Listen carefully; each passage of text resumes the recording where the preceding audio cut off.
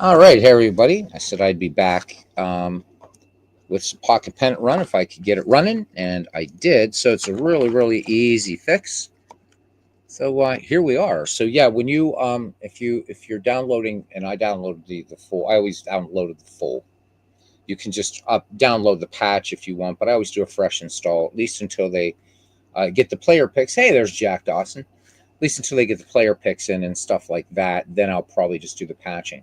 So, but when you extract the file, you'll see two folders, Pocket Pennant Run, and you'll see the Pocket Pennant Run executable. All you have to do is just copy that into your main, or just move that into your main Pocket Pennant Run folder, and you're good to go. And of course, the background of Forbes is not part of the game. It's just that I have so many damned icons on this desk. So thank you everybody for showing up earlier today when we started out with a baseball for Windows game, and Chris Slovik had a question about old time baseball available in the Ned McGreevy Discord. So go there and get it. So we ended up sort of demoing old time baseball from Stormfront Studios, 1995 project, or one of the most important digital baseball games out there, still to this day, and it plays great. And Paul Fay's like, how did I escape this? And Craig Harris, love this game, whatever. And these are two of the people, of course, involved in Pocket Pennant Run baseball. Jack Dawson, of course, a big fan of Don Broad baseball, as am I. Waiting for, hopefully Richard will do some retooling of the UI, but we'll do a few things with Don Broad baseball on the channel in the coming weeks and things like that, just in case that doesn't happen. So here we go. Yeah, Jack. The only thing is, we got Jack is like, but he's like all of us, right? There he is. Evening. Yeah, glad I got it going. Yeah, all I did, Craig, was just move the Pocket Pennant Run executable right into the folder after the extraction, as you suggested, and boom, bada boom, bada bing, there it is. It's beautiful. As I was saying, right now, until you guys start getting more of the features in, like the player picks and stuff like that. I'm largely, I'm not really doing any team creation or anything like that just yet, because there's some things waiting. So for me right now, I just do the full install. But I've already, for the folks here getting the patch, just make sure you got your executable in that folder, and you're ready to rock. This is the only time it's ever happened to me. But I'll tell you what, guys, this game it's running rock solid. It is absolutely running rock solid. And huge thanks to Craig and of course Paul Fay, who oh my God, I don't know. He's probably played more games of Pocket Pennant Run baseball than like the entire Pocket Pennant Run community combined. And right now, folks, there's 788 members, I think, in the Facebook group. Everybody playing.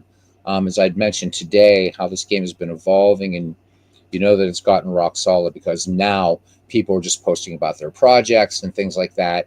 And what Craig, Matt McKeever, and with Paul's assistance and his crazy sick mind, and we say that with love, what's coming down the pipe for this game is just absolutely astounding. I cannot wait. Christopher Slovic says, got him hooked on old time baseball. All right, yay. Cool. I'm glad. Chris, knowing you'll get deep into it and start doing the same alchemy with that game that you've done with Out of the Park Baseball. So I'm really glad you like it. It's a fantastic game. It really is. And boy, I'll tell you what, if I had the money and Don Daglow had the time, I'd say, here it is, man. Whatever money you need, make a sequel to it. Make a sequel to Old Time Baseball. Don Daglow was such a pioneer in gaming, period, that he would actually beat Out of the Park and everybody else to the punch and say, yep, we're going to put AI in here. We're going to do this for an announcer. And I think it would be an amazing experience. But alas, that is not to be. So I know most of you, actually, I'm not going to make this assumption. I'm going to do a brief overview, like I always do with Pocket Pennant Run Baseball, because it's doing well, certainly, but still I think requires a lot of attention. And also, I'm going to start doing some kind of pre-recorded videos on this baseball channel. Again, you saw a couple of them. I did something with Lou Gehrig, something with George Sisler. But I mean, as far as games, because there's a little thing with YouTube that when you like record videos and schedule them to be later they tend to get some more views. But I also want to make some YouTube shorts about this game and other things that we do, because not to build this channel to monetize it, but I do want to build, get a larger family in here, gets more people aware of just not only how amazing baseball is, our national pastime, but great games like Pocket Pennant Run Baseball, like like Out of the Park, like all of them, all the ones that we play, old time baseball, everything like that. So I have some plans that I'm moving forward in this channel, and I'm learning. I'm applying what I'm doing in the other channels as a side hustle, because it's getting to be a bit of a drag, just doing the FedEx thing, but to apply it to this. So we're going to do an overview of Pocket Pennant Run Baseball, and then we'll do a game. It'll be a lot of fun. So one of the things that makes this game really special to me is the fact that they've really laid the groundwork for this. And there's so much you can do now, but this great sandbox. And you guys know that a lot of times what I like to do is I just like to take two teams and play them.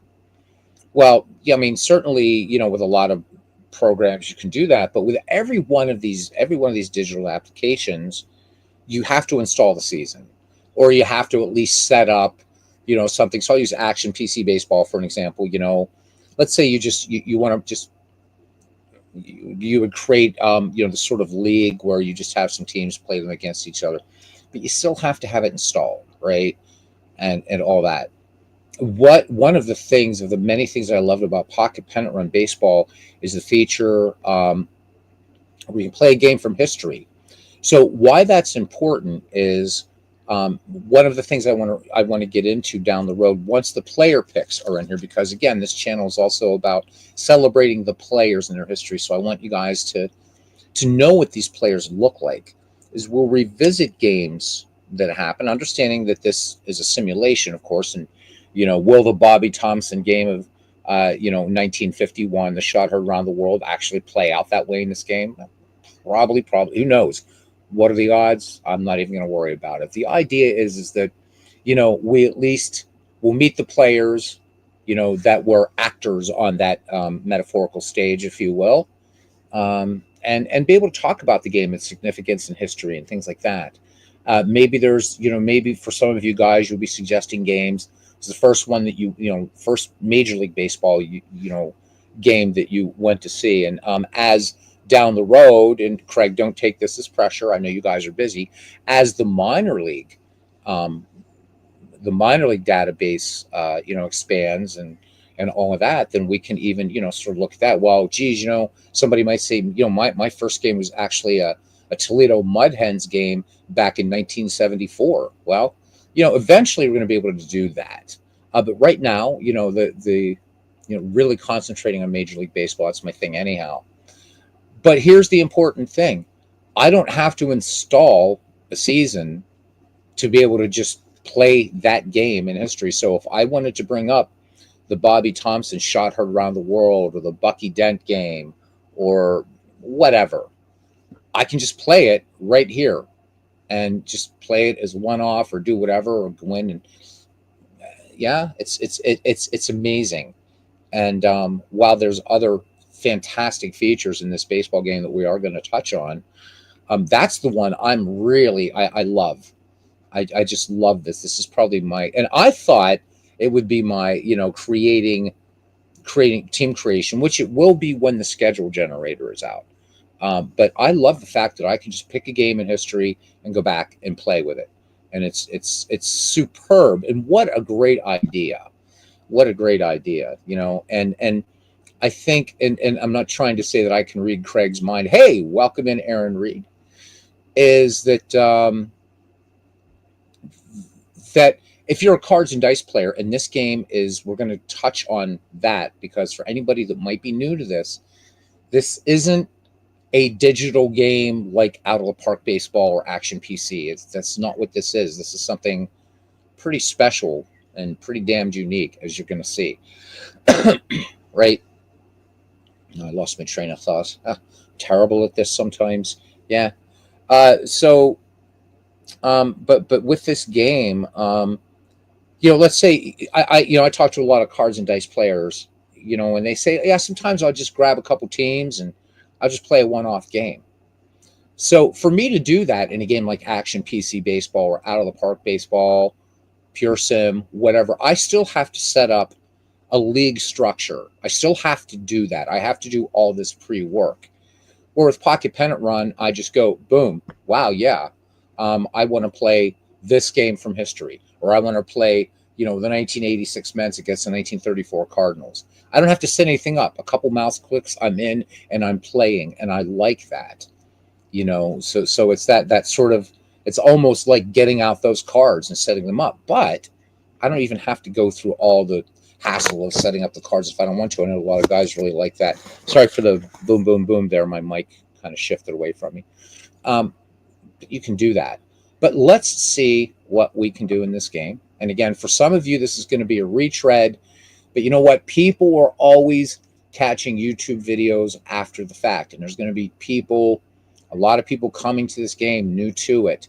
And remember, we're in a very niche hobby. So I do beg your indulgence when I do Pocket Pennant Run videos, that I do go through some things you can do with this fantastic game, because I think it really it deserves more exposure. I want to see Craig and Matt make some nice coin from this, and I know they're very proud of their baby. And some night, I know I have somewhere in my Google Drive, I think I have a couple earlier versions of this. So I'm going to show you how far this has come, because originally this itself wasn't a game. It was a companion to the Pocket Pennant Run cards and dice game. And what this is morphing into, evolving into, is just incredible.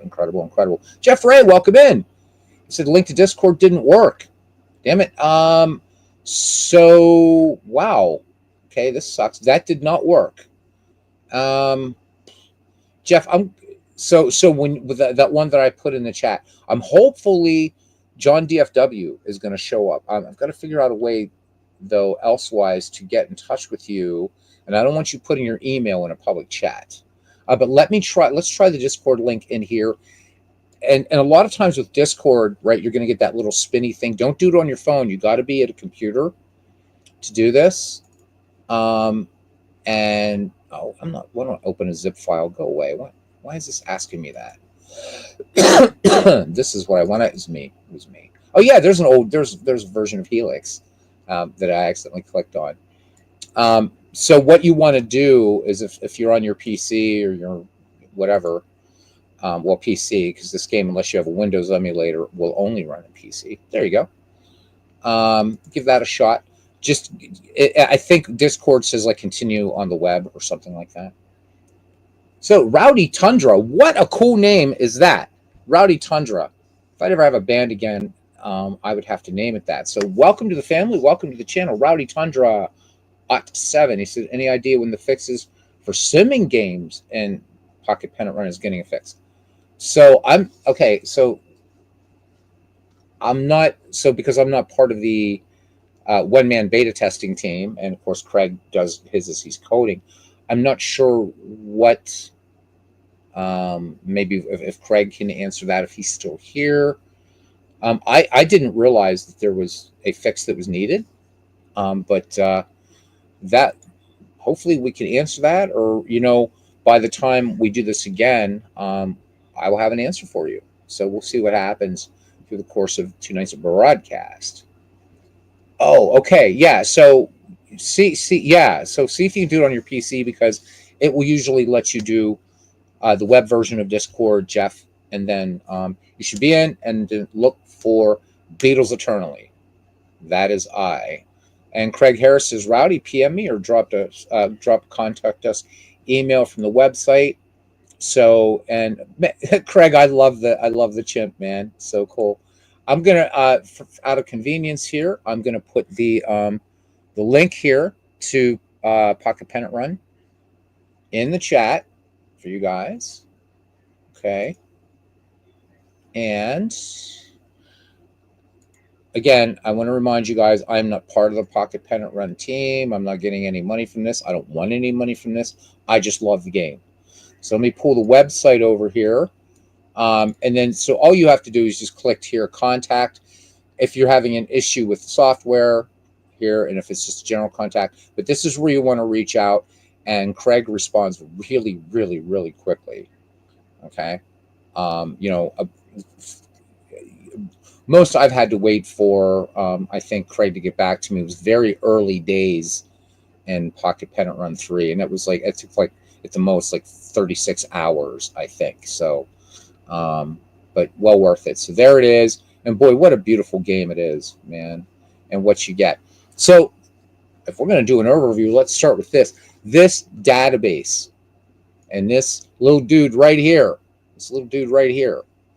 I mean, this is almost a baseball historian's dream, if you will. Non-dry dream. There, we'll put it that way. 316,000 players in this database, 222,000 game schedules, and 196,000 games with as-played lineups.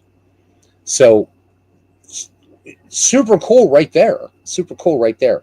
This, again, it's like a bedtime story. Pre-filled score sheet generator. And the score sheets are so cool looking. You'll see them.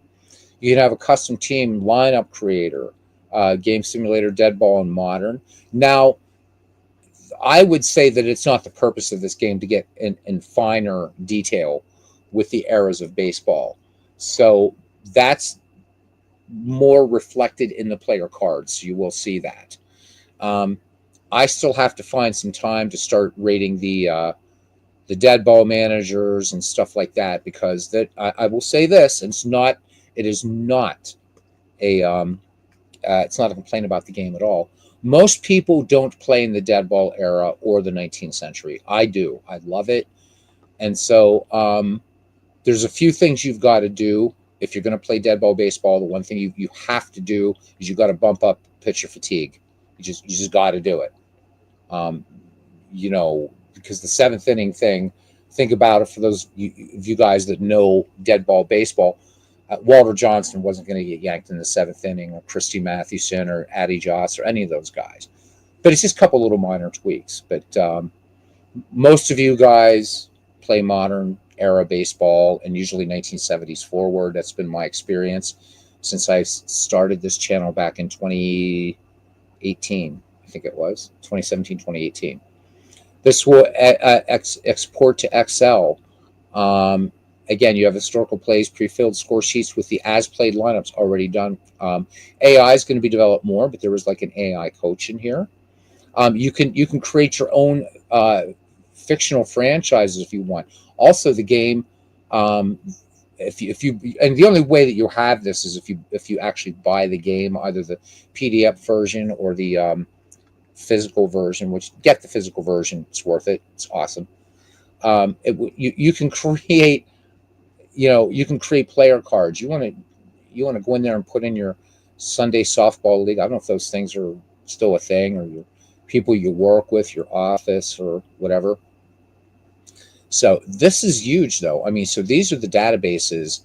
There's 8 databases in this game. So all of Major League Baseball, going back to the National Association in 1871, and this game would allow you to actually create the 18. If you have the rosters from the 1869 season, go ahead and do the Cincinnati Red Stockings and the Brooklyn Atlantic and all those guys.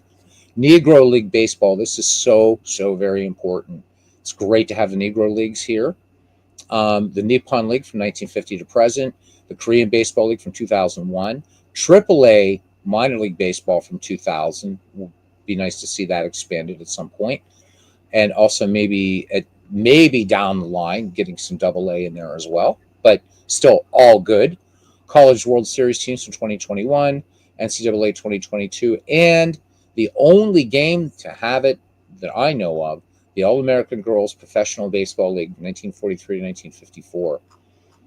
And this is the Pocket Pennant Run Manager is free with lifetime updates. I mean, you can't beat it, man. You cannot beat it. You can't. Dwayne Morris, how you doing, man? Welcome in, my friend. It is good to see you. All right. So they know about, okay, so they talk about the that it's a known error. Okay, for the simming thing. Okay, I just that was something I was unaware of. So here we are, gushing about Pocket Pennant Run. New update just dropped. I guess it was yesterday. That was taking care of, I guess, one of the last little bugs. That there was something with pitch hitting for a pitcher or something. So Paul Fay, who is a software engineer, is reporting that this is, it's pretty much the stability now is where it should be, as in whatever software engineers call it, 99% or whatever. This time last year, the game was at something like 30 some percent. So hats off to Craig for his incredible work on this and the coding, and Paul for his everything, and Matt also. We never mentioned Matt enough, but Matt, who's the game designer here. Okay, good to hear it, Dwayne. Man, you gotta get you on the mic some night here and just talk. All right, so for those of you who might be new to this after the fact, what can you do? Well, let's start up here. So you can create real or fictional teams. So this is kind of this game has so many hearts to it. So right now, if you go up to select team, so I want to walk you through the interface really quickly, because I remember this is one of the things that kind of confused me when I first started messing with this last year or whatever it was. You see there's no team to select, right? Well, because, right, and there's no team to load, you got to actually first add a team.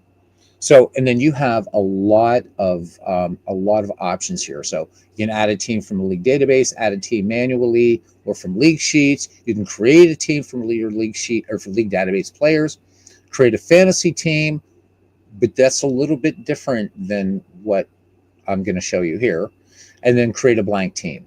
Okay, so we're just going to go ahead and add a team from the league database. So imagine this, right?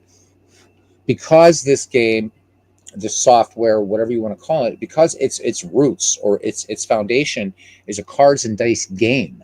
Imagine that you had all this money and you've been playing Strat PC, or you've been playing APA, since their inception, right? APA 1951, Strat in 1961.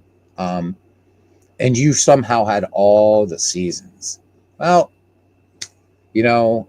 and you just wanted to, I don't know, create a league of something, but you would have to go through mountains and mountains of cards and filing cabinets and everything like that. And now you don't have to, because, as we'll get into later, you can play APA with this game. You can play Strat with this game, History Maker Baseball, Fall Classic, any baseball game, any sort of cards and dice game, you can play right inside Pocket Pennant Run. Stats track, the whole thing. It's awesome. All right, so we're going to go ahead and just pick a few teams just to show you how this works. So you can see all the databases are here. So we're going to largely just doing from Major League Baseball 1920 to 2024. So just always make sure that you have that database selected. And then we'll pick a year. And I don't know, let's do, I never feature the Buccos enough on here. So 1971. And so we're going to pretend here that I'm creating some sort of all-time greats, great teams league or something, right? Franchise teams. Okay, so my team was added successfully. Then it tells you, please load team, right? Well, I first go up here, go to 1971 Pittsburgh Pirates, load them up, and it's going to load them in. And here we go. So you already get the proper logo for the team that year. And there they are. So it gives you the Pocket Pennant Run ratings. I'm not going to explain these ratings. This is, if you have the game, you'll know what these ratings mean. But now, Pocket Pennant Run, the way it used to be, is you played the game using these ratings. But oh boy, has that changed. And more things are coming down the pipe for range, or for these ratings too. So, but if I want to actually, I want to look at these teams, right? I'm going to show you a way to do that. All right. But first, you can create lineups if you want. So now, because this draws upon the same databases, but it lives separately from doing a season replay, then you're going to, create that lineup yourself, or you can have the game just create the lineup for you. So I'll just go ahead and do that just for, and actually it's creating pretty good lineups now too. So Dave Cash, Vic Davalio, Mazeroski, Stargell, Clemente, Robertson, Hebner, Oliver, and Sanguian. And since I want pitchers to hit in this lineup, I just hit that, and then it just leaves the spot there for the pitcher. And then what you can do is you can just save lineups and just keep going through here. Add as many teams as you want. And right now, because there's not a schedule generator, maybe what you can do is just on the web. There's tons of things to do, or just do it yourself. If you maybe just want to create a tournament, there's a lot of guys in the Pocket Pennant Run Facebook community that are doing tournaments, and that's how they're doing it right now. But once that's added in, a schedule creator, things like that, you're good to go. So again, I can just save this lineup, just give it a name and whatever, and just save it. I do want to tell you to go to Paul Fay's channel. He has a lot of great tutorials on Pocket Pennant Run Baseball. I just want to show off features. Okay, but let's look at team stats here. I did promise that I was going to show you that. So we're going to click on that, and there we go. So we looking at these ratings, one thing, but now we can look at the stats for the team that we have loaded in right now. And there are the 1971 Pirates. There's the position players. There's their pitchers. And down here, what I've always loved too about Pocket Pennant Run Baseball. There's no guessing. So a lot of people talk about open engines and closed engines and blah blah blah blah blah blah blah. Well, one thing that Pocket Pennant Run does is, right, Craig and Matt are showing you right here what these ratings mean, and these will be different for every season. So this isn't just going to be like, okay, a player is an A batter if he has a batting average greater than 284. That's not the way it works. But believe me, that's a good thing. It doesn't work that way, right? So they're using isolated power, which is really, really good here. But you're going to see why somebody's rated an A, a B, a C, or D as a batter for power, their speed, their defense, pitchers, ERA, and control. Excellent stuff. Transparency, it's right there. And you know what? If you don't like some of the ratings, you don't like some of the whatever, go in and change yourself. You can do that.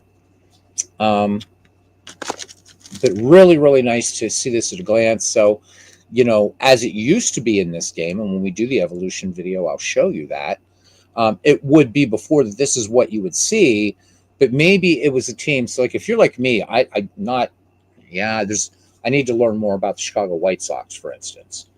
Well, I would look at this. I'm like, okay, yeah, I get a certain sense that so-and-so was, but what, he was a power A, but what did that mean? And I would have to go off to Baseball Reference and look at these teams, right? Well, now I don't have to anymore. I can just go there and I can just look at all this and see just who is rated for what. And there you go. So that is one thing that you can do.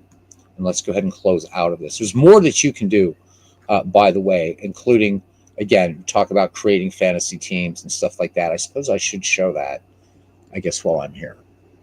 Okay. Let's close this and go back to this again.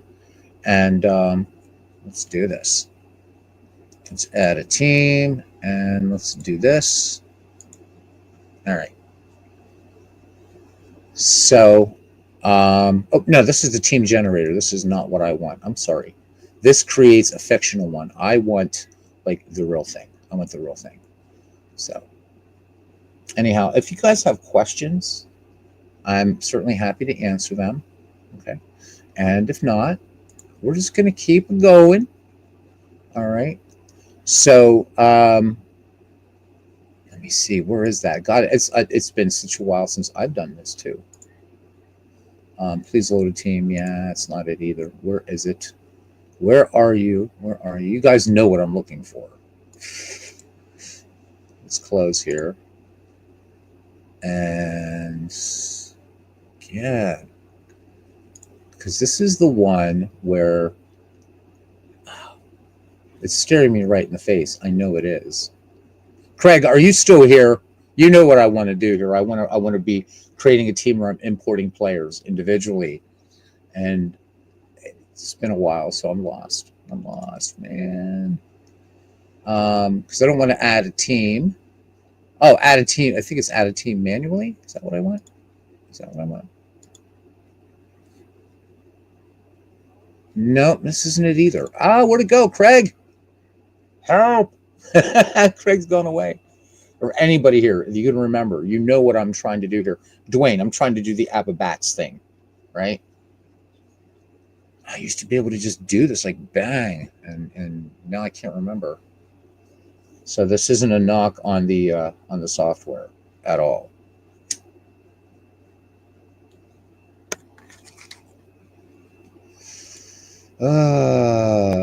This is really bad.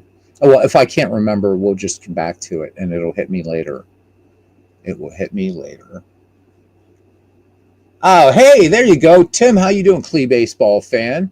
Yeah. So edit, delete. Yeah. Okay. So should have known that. Should know. Oh, no, no, no, no, no, no. So I want to. Nope. So you don't have the game. Yeah. No. So I know it's create a new team. I haven't tried to do this in so long. I've just been playing the game. So this is actually good. Learning is good. Learning is good. So it's this, but it's not create a. Is it? Is it? Oh, there we go. Create a team from league database players. Holy hell! There. So it's like that's it. I'm sorry, you guys. All right, we're back on it now.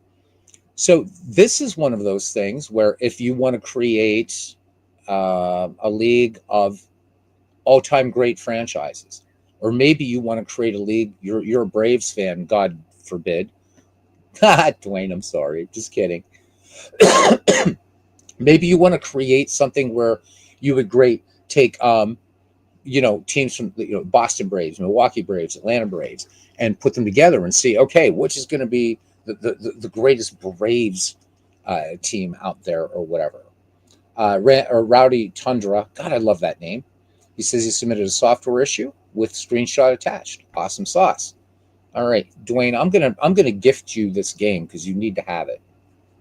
All right, so let's say that, okay, so we're going to just draw here from 1920 to 2024, and I don't know, we're going to start picking some players. So let's say 1929, and if I just start typing here, just first or last name, there's Jimmy Fox, boom, and I'm going to add him. So Jimmy Fox is now on this team that I'm creating. So you imagine the possibilities of what you can do here. Again, this is probably more tailored for people like me that like to do these sort of things that never happened in baseball. All right. So I just love that this has this on here. Let's just go ahead and bring in his teammate. So there's Lefty Grove going to be starting on this nasty team. Okay. So pretty easy. Now you can create your own teams here using the league databases and stuff like that. And you can see you got your ratings, their roles, like or where they were, rated. That's Jimmy Fox, first and third base. And boy, what a beast he was. And Lefty Grove. And let's go ahead and let's take 1947.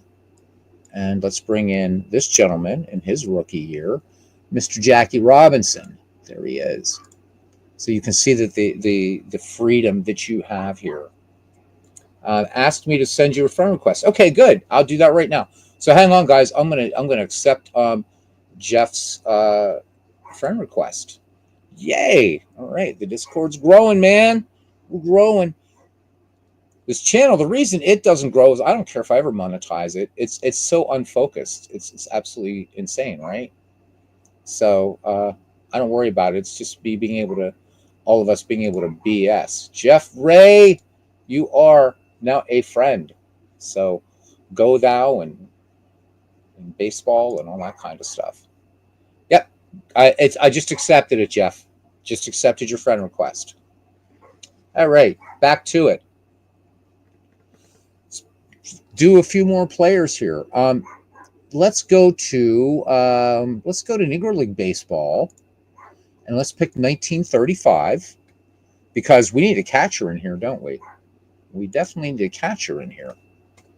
So I think that this fella here, this Josh Gibson guy, yeah, I think we'll go ahead and add him. So there is not a cards and dice game out there. There is not a digital game out there that you can do what I just did. putting Josh Gibson on here. But I could put, like, I could break out, I think his name's Dick Riley. I have the books over here. It's just not within reach right now. The Encyclopedia of the Negro Leagues. I could find the most obscure Negro Leaguers, and they're in this database, and add them in here. Maybe I want to put. Let me see. Let's have some fun. This thing is about creativity too, right? So let's add another player. So we got Jimmy Fox, Lefty Grove, Jackie Robinson, Josh Gibson.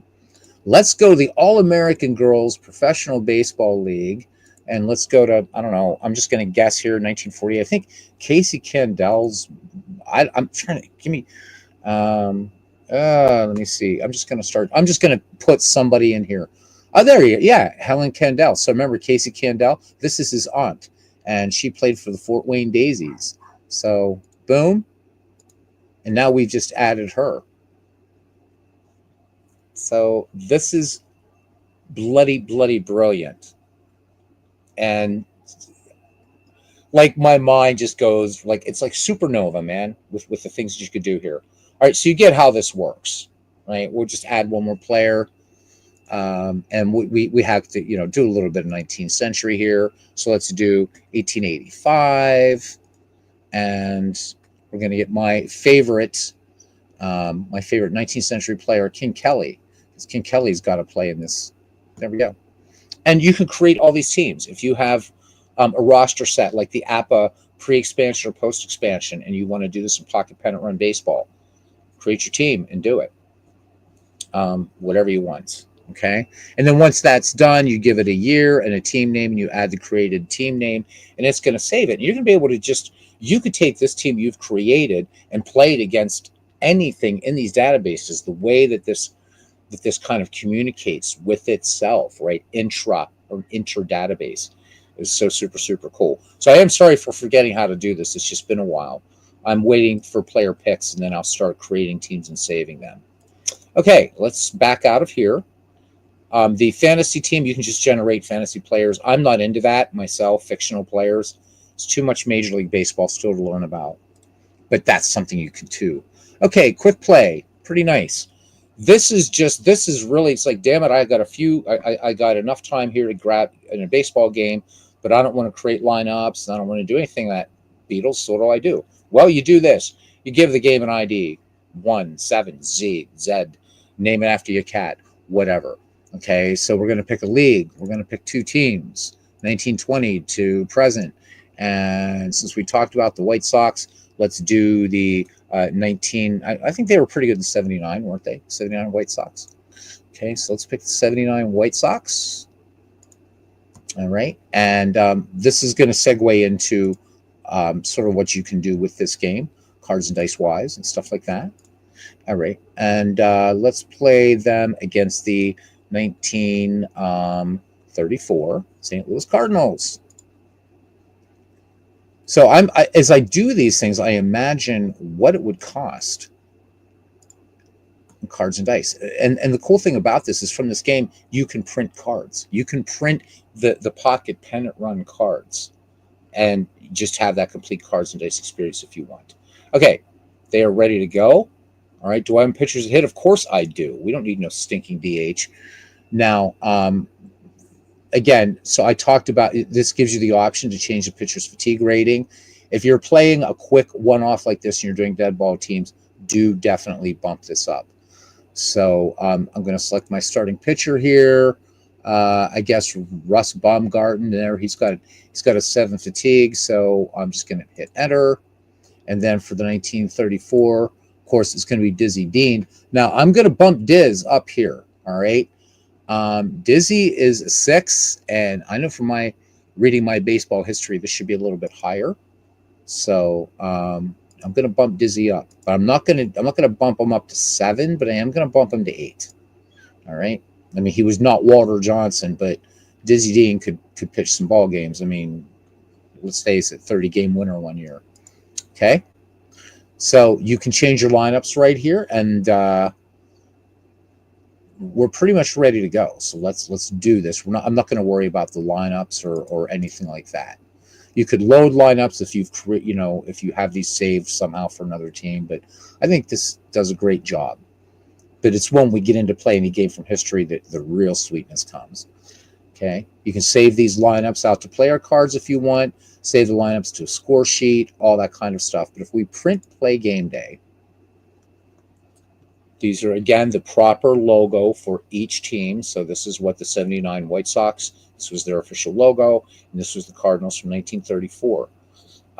So this, on the next release that Paul Fay has been teasing, is you guys are gonna see this greatly expanded. Since this has been shared on the Facebook group, at least I think I can talk about it a little bit. So right now, you could, if I clicked APA, you would see APA dice, Strat dice, On Deck Baseball, Baseball Classics. These dice would be here. Okay. In an upcoming version of Pocket Pennant Run Baseball, there's more games, but also, and here's the big thing, you're going to be able to customize your own dice for whatever game out there. Sports Illustrated Baseball, maybe Time Travel Baseball, that one you can find on Facebook or whatever. Dead Ball Baseball from W.H. Ackers, I think that's his name. You can also, right now, just using whatever game system you have, look at this. So not using any, there's no dice. There's nothing to click on. So you actually would have to roll your dice in the cards and dice game that you have, and then you would just very elegantly enter the play. But maybe you accidentally hit that by mistake. You're like, oh, I'm such an idiot. I'm such an idiot. How did I do that? How did I do that? Well, just go to settings. All right. And let's do this to advanced, and we're going to do advanced here. And you're going to see a difference right there. My settings have been changed, but not done yet. Not done yet. No. We're going to go to change dice, and let me just show you. So there, this is ready to play APA. If you're right, you forgot your dice. Like, oh my God, I forgot my dice. And these APA guys can remember what every damn number means. Okay. But again, just go in here to change dice, and you're one of those strat folk. There you go. You're ready to play strat. But again, with the no dice thing, now you can play anything you want. You get the message that the link is invalid or is expired. Well, but that's weird because I just accepted your friend request. So that's bizarre. Go ahead and send it again, Jeff. Discord's it can be such a wanker at times. But anyhow, let's start the game here because I want to show you a couple things. So when we go to change dice, that is also kind of like an option screen. So if you're very new to Pocket Pennant Run Baseball, I would say play your first couple games on normal. Okay, and here's what normal looks like.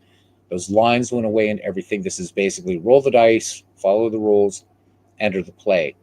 Right, so there's no pitcher warm up you have to worry about in this part or anything. This is a great way to ease yourself into Pocket Pennant Run Baseball.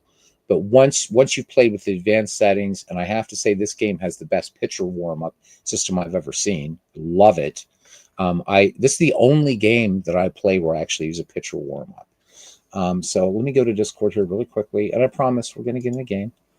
But I want to try to figure out what's going on because Jeff, I did accept that request.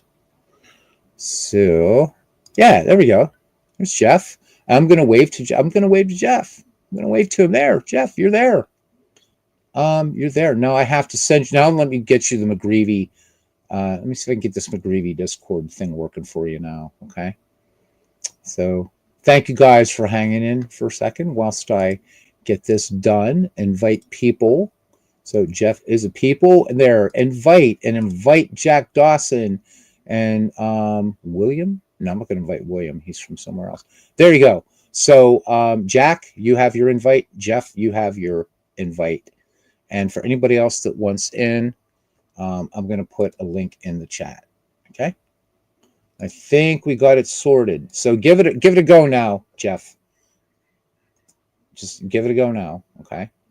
Not this link. I've already invited you to the Discord, so just accept the invitation, and you should be good to go. All right, but we're going to go ahead and go to the advanced part, and we're going to play advanced. So we're going to go to settings, and this will explain what they are. I'm not going to worry about that. Save. Now you're going to see if the game looks very, very, very, very different. Everything is split up into zones here so that you have range plays, and you do things like you can reposition fielders. So, for instance, right here, I have a C-rated shortstop, and I have a B-rated third baseman. So, if I wanted him to try to cover more plays on the left side, you can see here that the White Sox pretty strong on the right-hand side. Okay, or the White Sox, the Cardinals, pretty strong on the right-hand side. But I want to move this third baseman so that he's going to cover more plays, right, to help out at short. So, something super, super cool here that we can do is we click on fielders, and we set fielder positions. So you can see here, these are zones 1, 2, 3, 4, and so on and so forth. So we see that the third baseman right now is in zone 1. I'm going to put him in zone 2 and save changes. There. Now we've kind of helped the Cardinals on the left-hand side. So Frankie Frisch, Hall of Fame third baseman, is going to be able to cover a little bit more ground here and help Leo the Lip. All right, Jeff Ray's in. Go to other baseball games and get yourself some old-time baseball in the other games there. And we look forward to your interaction in our community, in our family. Jeff, welcome in. And I have to remember to give you a wrench. Next time you're in here, I get to give you a wrench. All right, I'm going to close Discord now. All right. I always like to have the die with the weight numbers. So I think I should have that. Yep. All right, here we go. Here is the pitch. And this is going to be hit out to Chick Fullis in right field by Alan Bannister. So all you basically do in this game, I kind of like the fact that it started with a range play here. This is hit out to right. So the way the flow of the game works is everything starts from the pitcher's die. All right. So we see this as a pitcher. We go down, we see it's an 11, and you get so used to this so fast. So we see it's a 4 on the batter card, and this is going to be, this one is going to be a range play. If I was playing just here, but this is going to be a range play out here to right. And I'm going to look for any range play or defensive play. We are going to look at this 11, and this is going to be an error. Oh my God, it's going to be an error. Can you believe it? All right, so let's just do this. Boom, it's just an error. Yeah. So this is where it used to crash. Doesn't do this anymore. We can just do that. Now we have an error, an E9. All right, so batter up. So do you want to steal maybe? So go up here. You've got a little question mark here, and let's see. Does John Kessinger want to steal? He does not. So we'll go ahead and go with that. Here's Ralph Garr. Brave fans should know about Ralph Garr. And here is the pitch. And this is going to be a range play. This one to Ripper Collins at first. And this is a 2. And it looks like we're going to have, no, we're not going to have a 3-6 double play because the runner is going to advance. So this is just going to be, we're just going to call this a 3 unassisted here. Again, you might find yourself, as you always do with cards and dice games, kind of making some rules, because since that asterisk tells me that the player advanced. So runner on second and batter up. In future, they're going to have players' names on the field. When you click on any of the players, like here, for instance, player pick will be in there as well. This is a good time to talk about the board game assistant. So you're saying, well, in fact, let's illustrate something. Let's go to change dice, right? And let's go to no dice. Now you're saying, geez, Beatles Eternally, you weird person. I'm playing Fall Classic Baseball, and I can't steal. How am I? It says I just rolled a result for steal, and I can't do it. How do I ever do that? Well, I'm glad you asked, because I know somebody must have asked that question sometime in the past. So you click on the runner. So right here now, you're seeing this first tab clearly says pocket pennant run. So this is going to show you the chances of Alan Bannister being safe on a roll. However, you don't want to do that. If I click steal, it's going to automatically, it's going to come in and the game's going to think I'm playing pocket pennant run. So let's pretend I'm playing Fall Classic Apostrat. So I go here to Board Game Assistant, okay? And if in fact he was safe, then I just click steal and he's just going to be safe. That's how it works. John DFW. There we go. All right, Jeff Ray's in. How you doing, John? Good to see you, John. Unless I'm crazy or blind, I know every time you come in there, I'm asking. It looks like we don't have a channel in Discord for APA, or did I just overlook it? But how you doing, bud? It's good to see you. I told you guys I would show you the score sheet. Let me show you the score sheet. I mean, this game is so full-featured. So there's your score sheet, and we'll make it a little bit bigger so you can see it. Tracks everything that goes on in the game. There's your as played lineups. Gives you all the ratings for the players and stuff like that. So we see that Alan Bannister, we gave him that stolen base. Whatever, Ralph Garr was out in the 3 unassisted. And really, really nice stuff, huh? And if you wanted, what this software allows you to do is you could just create this for any game that you're playing and then just play it. You already have a pre-filled score sheet. I like the batter type score sheet that it does. I used to be a fan of innings ones, but this game has converted my crusty soul into batter-focused scorecards. But really, really nice and clean PDF, and this will update as you go through the game. So again, you can just close it because it will update when you need it again. All right, let's go back.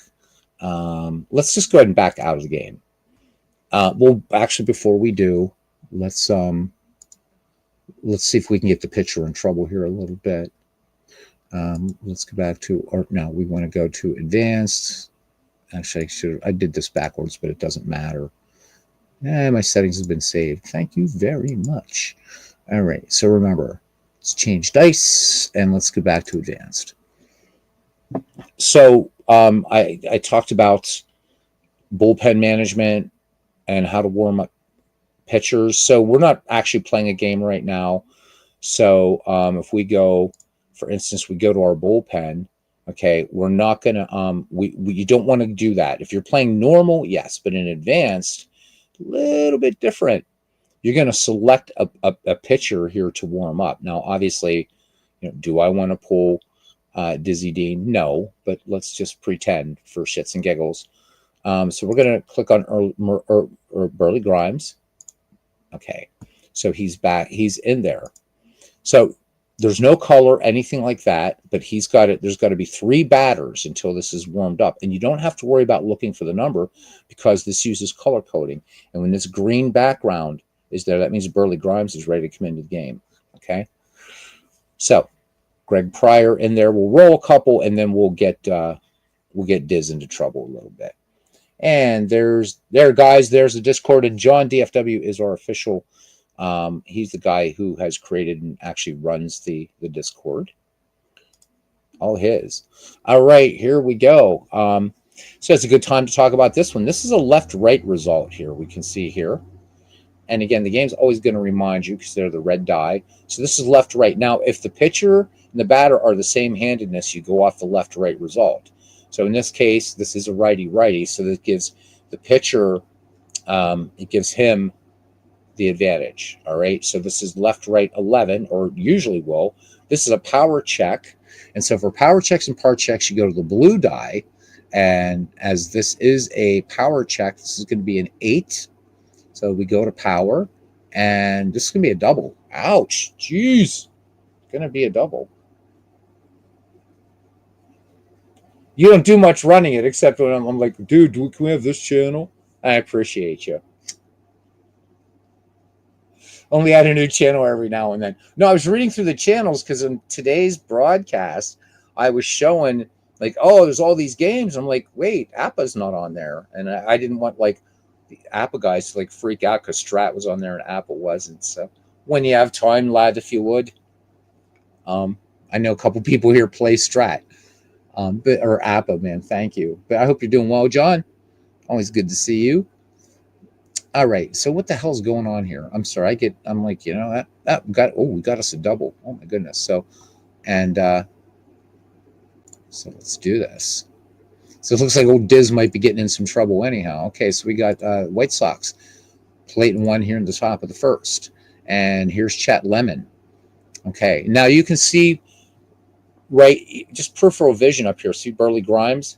So now yellow. He's not ready to come in. If you bring in a pitcher that's warming up too early, or he's warmed up too long, there's a penalty, just like row baseball. So, but peripheral vision, I'm not seeing green yet. It's yellow. So he's not ready. So Diz is going to wind, and he's going to deal to Chet Lemon. And this one is going to be hit to the great Frankie Frisch at third. And this is going to be a ground ball. So G-L lead runner. So we're going to go ahead and we just hit the number 5 on here. Boop, right? And then we just look at this and we just do the ground ball lead runner business. So 5 dash question mark. And there we go. So 2 out. So now we see here again, Burley Grimes. Still got to wait one more batter, 2 down. But that's okay. Batter up. And here's Lamar Johnson. And here's the pitch. And this one is going to be, again, off the pitcher's dice. This is 11. It's a batter 4. And this is going to be a fly to left. And that will retire the side. We're not going to worry about anything after that because it's 2 outs. Okay. And that's really how easy it is to play pocket pennant run baseball. Now, if we go to our bullpen, Burley Grimes is there. So we could sit him, or, he'll kind of like, sort of just ease off or whatever. But what I wanted to show you here was this 3 and green. So Burley Grimes is actually ready to come into this game. But I'm going to go ahead and cancel that warm-up. Okay. And so he's already warmed up. And if I cancel it, and his batter count is going to start over. So, yep. So there. So you can manage your bullpen while you're at bat, which is really nice. I do. I love the warm-up system in this thing. It's just great. Thank you, John. So John will add Appa. So Appa players rejoice. You now have a home in the Discord as well. Can't know if there's any other questions, and if not, maybe we're going to move on to probably the thing that a lot of people are looking for, and that's doing season replays and stuff like that. So let's do that. I think this would be a fun game to play out, but another time. Okay. So we're going to call the game, and we're going to just say that. So, if I was doing this game, I would do something goofy like, an asteroid hit the Earth or something. But there we go. So rain stoppage. So there we go. And the game is called. You can just exit out too if you want, but it's kind of nice if you're doing. And it's going to give you a box score, which you can export as a PDF file. You can export it to XL. You can put in who the winning pitcher was. And since we never finished the game, doesn't matter. All right. I'm not going to save these stats. All right. But again, it's going to pop up, and we can see that was the end of our game, and the torrential rains fell, and everyone went back to Galway, and they were all happy, weren't they? All right. What the feck is wrong with you now? All right. Here's the big one. So play a game from history. Season replays, random games, sim games. This is the one that I think that everybody is just going to, this is the one they want. You want to do season replays. This is your Huckleberry. This is it. Number of ways that you can do this. All right. You can just, select teams, but you have these teams, but let's just put in here. The radio button thing I don't do, but if you don't really feel like typing, have at it. Okay, so and in honor of Dwayne Martz, though, let's do the 1960 New York Yankees. Okay, because we love Dwayne. We love Dwayne. All right, so you could load at this point. If you wanted to load the entire 1960 season, select this. Or if you're just doing just a replay of just the Yankees, then you would just do team schedule. But I want to load the whole season schedule because I want to show you some other things with this. Okay, so it's now doing what it's got to do. And there we are. So this has every game with the with the game ID, the date upon which it was played, the historical score. And unlike other cards and dice games, you don't have to go off and use fast score or whatever they're called, or ball stat or whatever, because you can sim out these games and it will keep statistics, which is another thing I've got to show you how to have a sort of miniature baseball reference right here. Okay, so see, what am I? My Bucks lose to the Braves 4-3. 1960, of course, Pirates and Braves meet, or Pirates and Yankees in the World Series. But let's go ahead and let's sim some games here just to show you. So let's say I don't care about the. Don't take this personally, there, Aaron. I don't really care about the Reds or Phillies in this one. If you want to select a range of games and get them all out of the way, you hold the Shift key, click the first one. It's just the old Windows trick, and then click the last one. If you want to just pick out just some games just sort of floating about, that's the Control key. Okay. So, in fact, I might want to do that. So let's do this. And because we have Giants and Cardinals have some whatever going on here. So let's just say these 4 games. So I can run a box score sim on these games. So you have 2 choices. Quick sim. Quick sim will just give you a score, but it's based on its team strength numbers are calculated using player traits, which is then used as a modifier, and a die roll for final score. So that's the thing that kind of all you guys are familiar with. If you are using sort of ancillary other bits and bobs like fast score, ball stat, I don't know what they're called. The thing that like Robert uses. But you can't compile stats. And so with a nod to understanding that, Pocket Pennant Run software is like, well, it's more meaningful to have stats because maybe later on, unless you want to keep all these stats by hand, which is a pretty gargantuan task, because you really have to play every game, every single game. So this is what you would want to do: is you want to hit full game sim. And full game sim takes a little bit longer, about 5 seconds. But this is going to be where stats are going to be able to track stats. So let's hit it. Okay, so now it's simming out these 4 games in the background. So it's going to be about 20-25 seconds while it does this. Drew Longnight, welcome to the family. How you doing? Are you a Pocket Pennant Run player, or what kind of digital or cards and dice baseball do you play? So say hi to everybody. This is a really, really, we have a very, very friendly family here.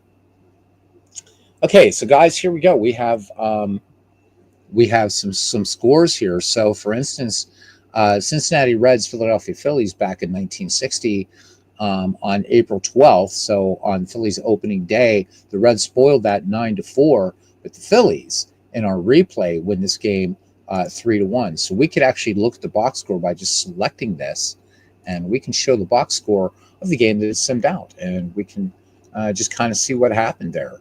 So pretty groovy there. Gotta love it. And as you're going along, it's gonna track all these stats. And so what we'll do is sim out like a little bit longer so you can see how that works. Because again, most people do season. They want a game for season replays. So let's get these 2 games out of the way, and then we'll just do a range of games. Okay. So again, always do full game sim if you want to. Might as well, right? Okay. I missed a couple here, like an idiot. I missed 1 game. So let's do this, and then we'll do the range. All right, cool. Move down. There we go.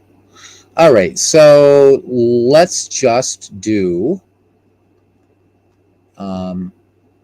not going to get to see my Buccos play, but that's okay. Let's just do April. We're going to do April, and we can talk for a little bit while this is doing it. Okay.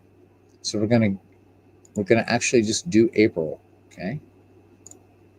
And full game sim. Going to be a while. There we go. It's assuming 88 games. Okay. So Drew plays. He says Appa and Skeetersoft baseball. Well done. Well done. I've been wanting to get into National Pastime 3. But I just can't afford the seasons right now, man. And I'm one of those people that has to gotta have them all. Game looks cool. Awesome. So you're an Apple player. There's quite a few Apple players in here. D. Scott is in here. Welcome in, D. Scott. He says he's home after a week of goats. So D. Scott has a YouTube channel. He goat sits, babysits goats and all kinds of animals. So it's always fun to check his social media posts about the his animal buddies he's been hanging out with. Cousin Ken Castro is here, and there's my favorite Irishman, it's Dan Burke, and he says National Pastime. Hey, buddy. He says, yeah, he says it's a good game. Yeah, it is. It's just the season prices are like, oh my God. I wish Cyrus would do like a little, hey, buy a decade of them and take 20% off. And I would like, okay, then I'm in, take my money. All right. So, and there we go. Everybody asking how everybody else is hanging. And I didn't know we had any hangings anymore, but there we go. Everybody, hopefully you're staying nice and cool. I know, D. Scott, you guys aren't probably getting this in the Pacific Northwest, but for the rest of us, we are under it's supposed to hit 105 here tomorrow in the Commonwealth of Pennsylvania. This is ridiculous. So we don't even have a Disney World to go to or anything like that. Although I don't know, I'd want to hang out there at 105 degrees anyhow. Guys, be careful. I know it's going to be in excess, high 90s and up in New England. So everybody be careful. I know I was haranguing everybody earlier. Doing this, the wait's worth it. So trust me. So what is coming up? Again, we talked about player picks, player photos. And anybody that's in the Facebook group and you've seen Paul Fay's postings about it, you see it's just, as somebody wrote in there in the Facebook group, absolute game changer right there. It looks incredible with the player photos. I mean, just the logo's already added to this. There's going to be a schedule generator added to this. They're going to be doing more nuanced stuff with the ratings. Just so much coming down the line, and Paul's given a kind of tentative sort of roadmap for the next year for this game. And so moving forward now, it's ready to, add in, do whatever. Other thing you want to do with this thing, you want to play the All-Star game. All the All-Star games are in here. Play them. Just do it. Maybe you want to just sim out most of the season and just, or you just want to play the World Series. There's so much freedom in Pocket Pennant Run baseball. And, I think this was my fault. So got an unhandled exception. Execute strip due to unhandle Cal McClish. Not sure what that means, but it looks like I'm going to have to tell Paul we had a little bit of crash there. Bummer. That's okay. That's okay. It's no big deal. It's no big deal, man. It is no big deal. Because I can just go back to 1960 and load it. And lo and behold, look at that. See? It did it anyhow. It did it up to April 23rd, and that's good enough. So I was doing a lot of video creation and work on this PC. I'm still not using my new one as much yet. So this wasn't the game's fault. This is probably me running out of resources. Okay, so we can go to show stats in our 1960 replay. So we can just see, for instance, how's Hank Aaron doing so far? Right, and let's look at him. So far, Hammer and Hank, no home runs yet. Only 6 games into the season for him, so 23 at bats. Just track them. You can't do this, right? Unless you're rolling up games and you're going to keep every score sheet for every game, and there's nothing wrong with that. But you've got it here. Let's look at who's how are we doing as a team? How are the Yankees doing through 6 games? Let's find out, because We want to know, don't we? Dwayne certainly wants to know. And let's search stats. Let's see how the Yanks are doing here. So far, he'll be happy to know that the Mick has 3 home runs. So he's played in 5 games, and Mickey Mantle off to a hot start with 3 home runs. Tony Kubek has a dinger. Gil McDougall as well. Let me see. What's the other M boy doing? Is he doing anything here yet? Mr. Maris, nope, doesn't have a home run yet. So, but the Mick off to 3. Let's see what's going on here. Who's got the win so far for the Yanks? Coates, Turley, and the chairman of the board, Whitey Ford. So good stuff. Then, of course, you can really get granular down here. And so we could say, I want to just do by position. You can, so how cool is that? I want to just look at second baseman, RBI, minimum required, let's say, we'll just say 2, I guess. Top 10. Too early in the season, really. And let's just search. There we go. So this is just the second baseman and who's leading. I believe we selected RBI. Am I right? I believe we are. So, yep, there we go. So RBI, and it's, of course, yeah, I don't know why. It's something I did wrong there. We got Mickey Mantle here. So my fault again. I think I'm getting tired. But this works a lot better when you've played a lot more games. You can also use this outside of a season replay. But I just wanted to show you that you could actually just do this. So let's do all players. See if there's any triples in 1960. That's kind of funny, right? That's kind of funny to think of. Anybody have any triples?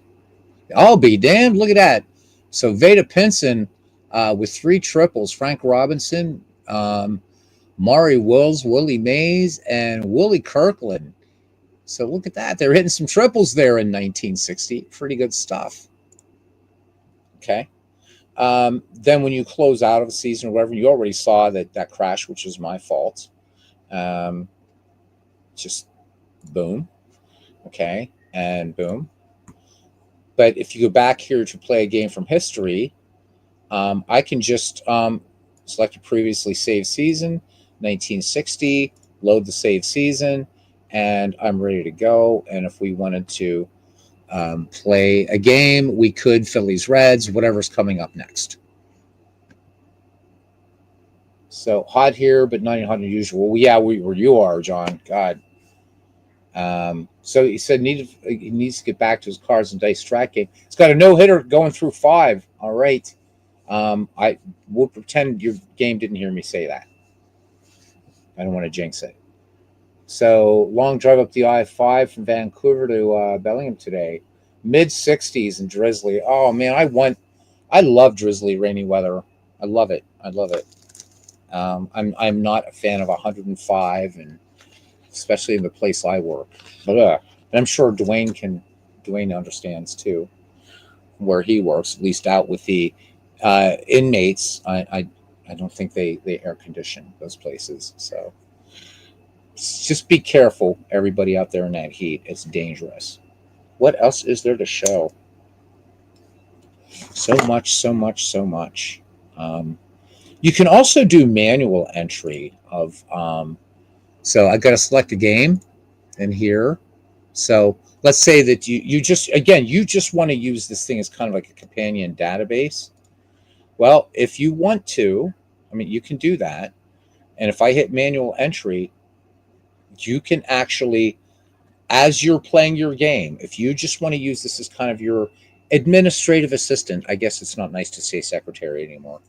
So if you want to use this as your administrative assistant, just enter all your stats for each team and each player. And so you can just do that as you're rolling and going along. Boom. Oh, he had a home run, whatever. However you want to use this. Up to you. Really, really, really up to you.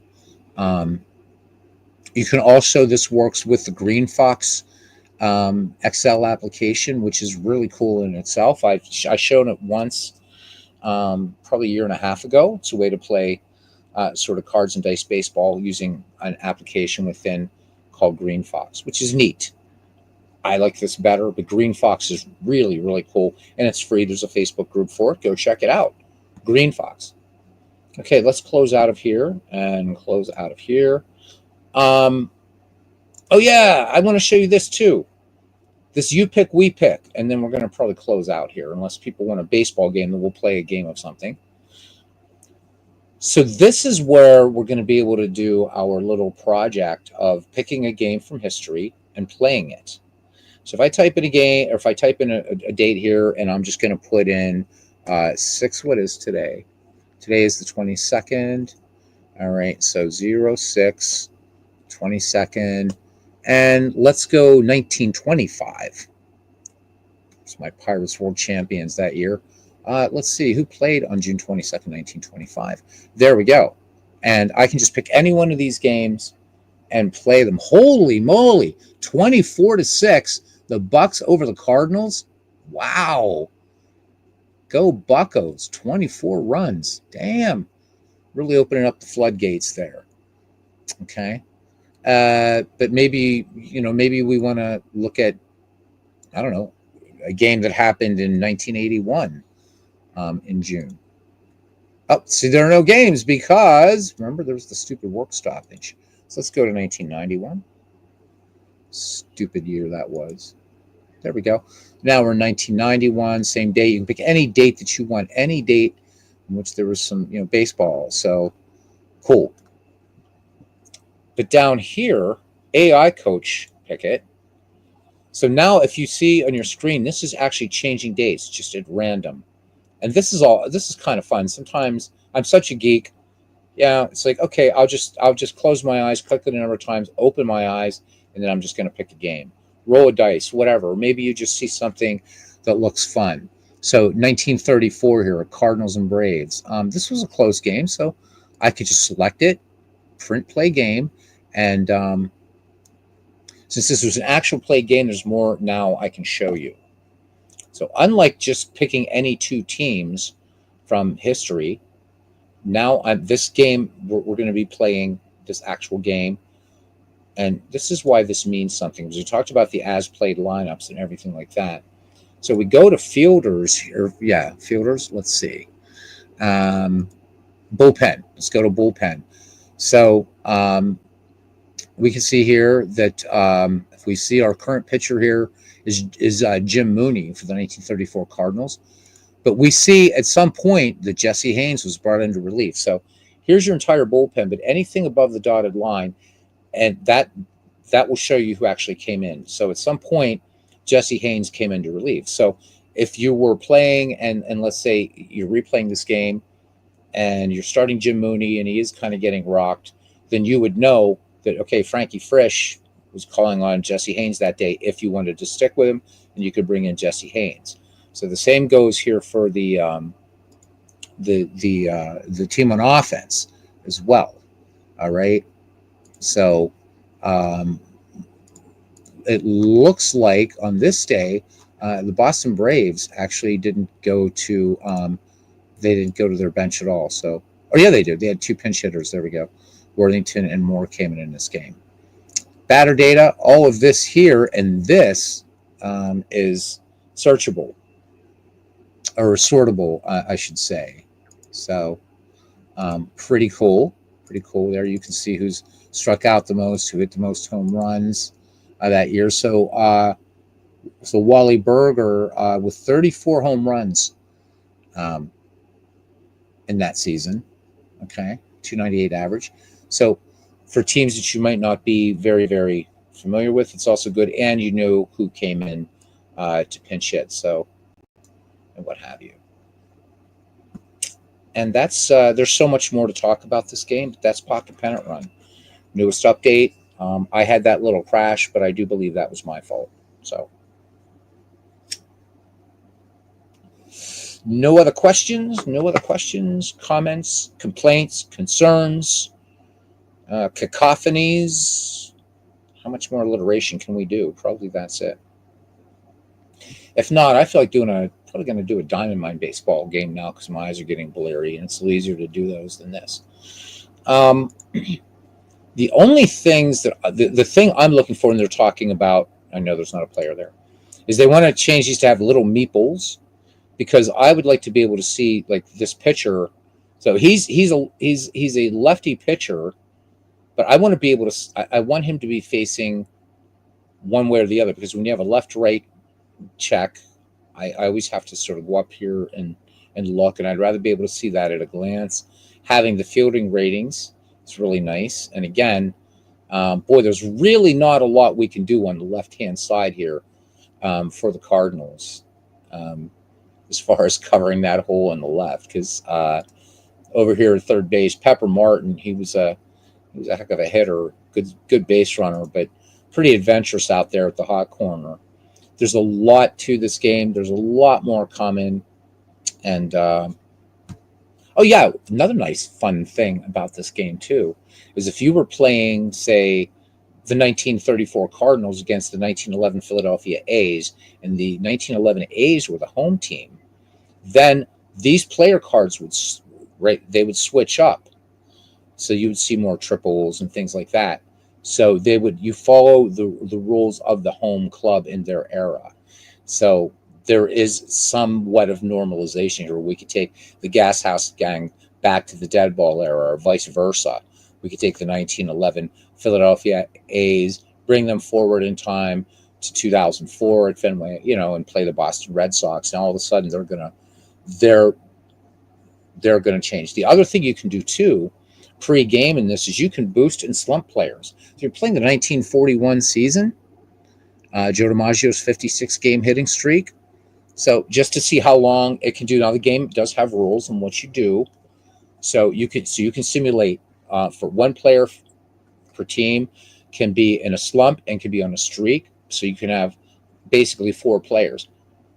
So imagine that. So if you're doing a strict season replay and you're like, oh, starting in this place, so and so went into like a 15-game batting slump or something like that. So you could start to simulate that, but that might change in the game. So that's another nifty feature too. And Clinton Parks coming in says, "Evening, my children of the night. How you doing, Clinton? Good to see you, Professor. Stay safe up there, man, in the heat. I don't know if you guys in Maine are getting it, but I know where Ken is supposed to get it. In Commonwealth of PA down here, it's going to be like the Amazon tomorrow. It's going to be so damn hot, unbelievable, triple digits, and summer's just started. So be safe, gentlemen." So, are we burnt out? Do we want to do a game or not? Nice run today from Vermont to Westbrook, Maine via the Kankamangas. Jeez, wow. That's a mouthful. Here, I'll just put it up there for everybody to see. There you go. There you go. I don't know what a Kankamangas is, but I don't know. I would probably call my doctor like right away, just in case. I had one of those. No, good that you had some fun. So, D. Scott Howard, you have the weather that I want. I want it to be 60s and drizzly. So you guys are looking at triple digits by Tuesday. Yikes. Okay, it's a highway across New Hampshire. Okay. The Kankamangas. Oh, doctor, I got a Kankamangas on me arse. What do I do about it? What do I do about it? I don't know. So that's pretty much it for this. For Pocket Pennant Run, and I loves it. I loves it. Since we're showing off stuff, and we do have a couple new members of the Discord, maybe rather than doing a game, let's go ahead and close this. Game I've been playing a lot this year, though I still love it, is Action PC. So I do want to show you. So John is flying to Philly Tuesday afternoon. So you're going to go from the hot to the hot. I know sometimes when you're coming from Texas, you're thinking, cool, I'm going to get to Pennsylvania, and it's going to be a lot cooler. Ooh, no. We're getting Texas temperatures here, man. So this one, this is by our friend, family member, Blue Rose Case. So this is available in the McGreevy Discord. He created this himself. This is an all-time greats franchise for Action PC Baseball. There are doppelgangers in the league, but what's cool about it is the LA Dodgers have their own team and the Brooklyn Dodgers have their own team, the Boston Braves with their own team, and the Atlanta Braves with theirs, and so on and so forth. But it's really, really a lot of fun. We can look at a couple rosters here if we want. I haven't assigned any logos or anything. He also includes the ballpark or the player photos if you want to actually use his. That's up to you. But this is available free. So if you have Action PC Baseball, you really should snag this if you like sort of all-time great franchise type stuff.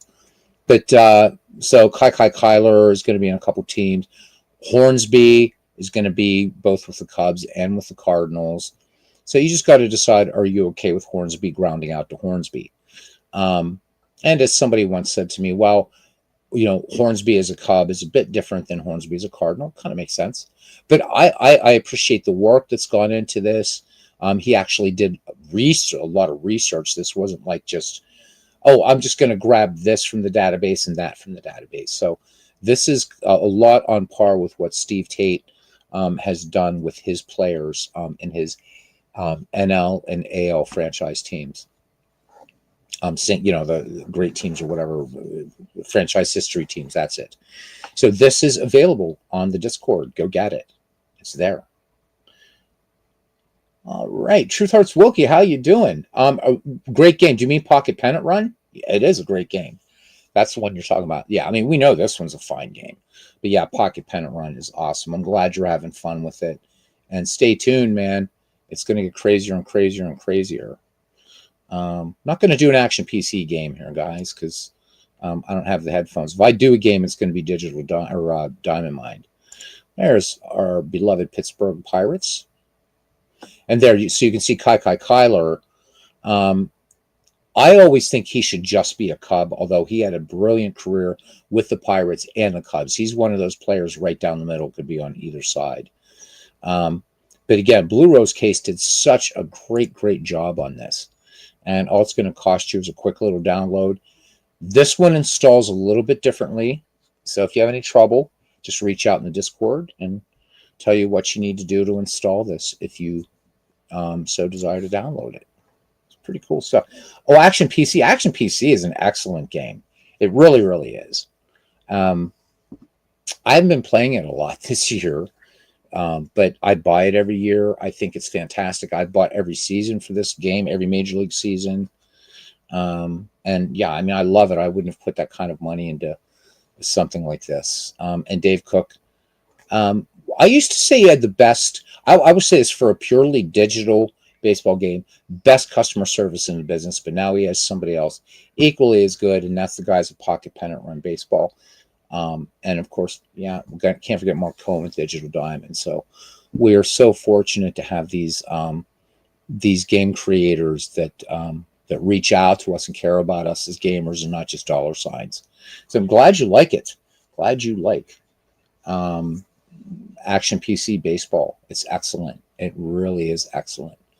One of my faves. It's one of my faves, one of my top fours or whatever. All right. That being said, this is where viewership starts to jump out because this is when I get to read to you now because I'm just in the mood for a Diamond Mine baseball before I shut it down. I've got to work a Monday through Friday this week instead of a Tuesday through Saturday. So since cousin Ken Castro's here, I'm going to change this database. Last night we did newfangled baseball. Tonight we're going to do a little bit more old-timey baseball. So we're going to go back to volume 1 here. We could actually, let's play a game in for the Cuz. Let's see, can we do an 1884? Should we do an 1884 game? There we go. Let's do an 1884 game. Let's do an exhibition game. Why not? Cousin Ken, 1884, man. Let's see. What are we going to do here? Our visiting team. Who do we want to do? So, good God, cousin Ken, need your help here, man. I need a visiting team and a home team for 1884 here, if you would be so kind. Now, got to remember, even the Union Association, they're in here right now because this is just an exhibition. So I don't know. I can't remember who was good in 1884. Of course, there's the Providence Grays, but we want them to be the home team. AP, how you doing? AP, good to see you. Good to see you. Little Sunday night baseball. Pittsburgh Alleghenies. All right, Pittsburgh Alleghenies against the Providence Grays. I already picked the home team because I had to. Okay, Messer Street grounds. Show all plays. Da da da da da da da da. All right, let's go back to the 19th century. And I don't know what they're going to have Messer Street looking at. They're just going to use a little generic park here, I guess. I know there's a Messer Street grounds in here somewhere, but let's just go with it.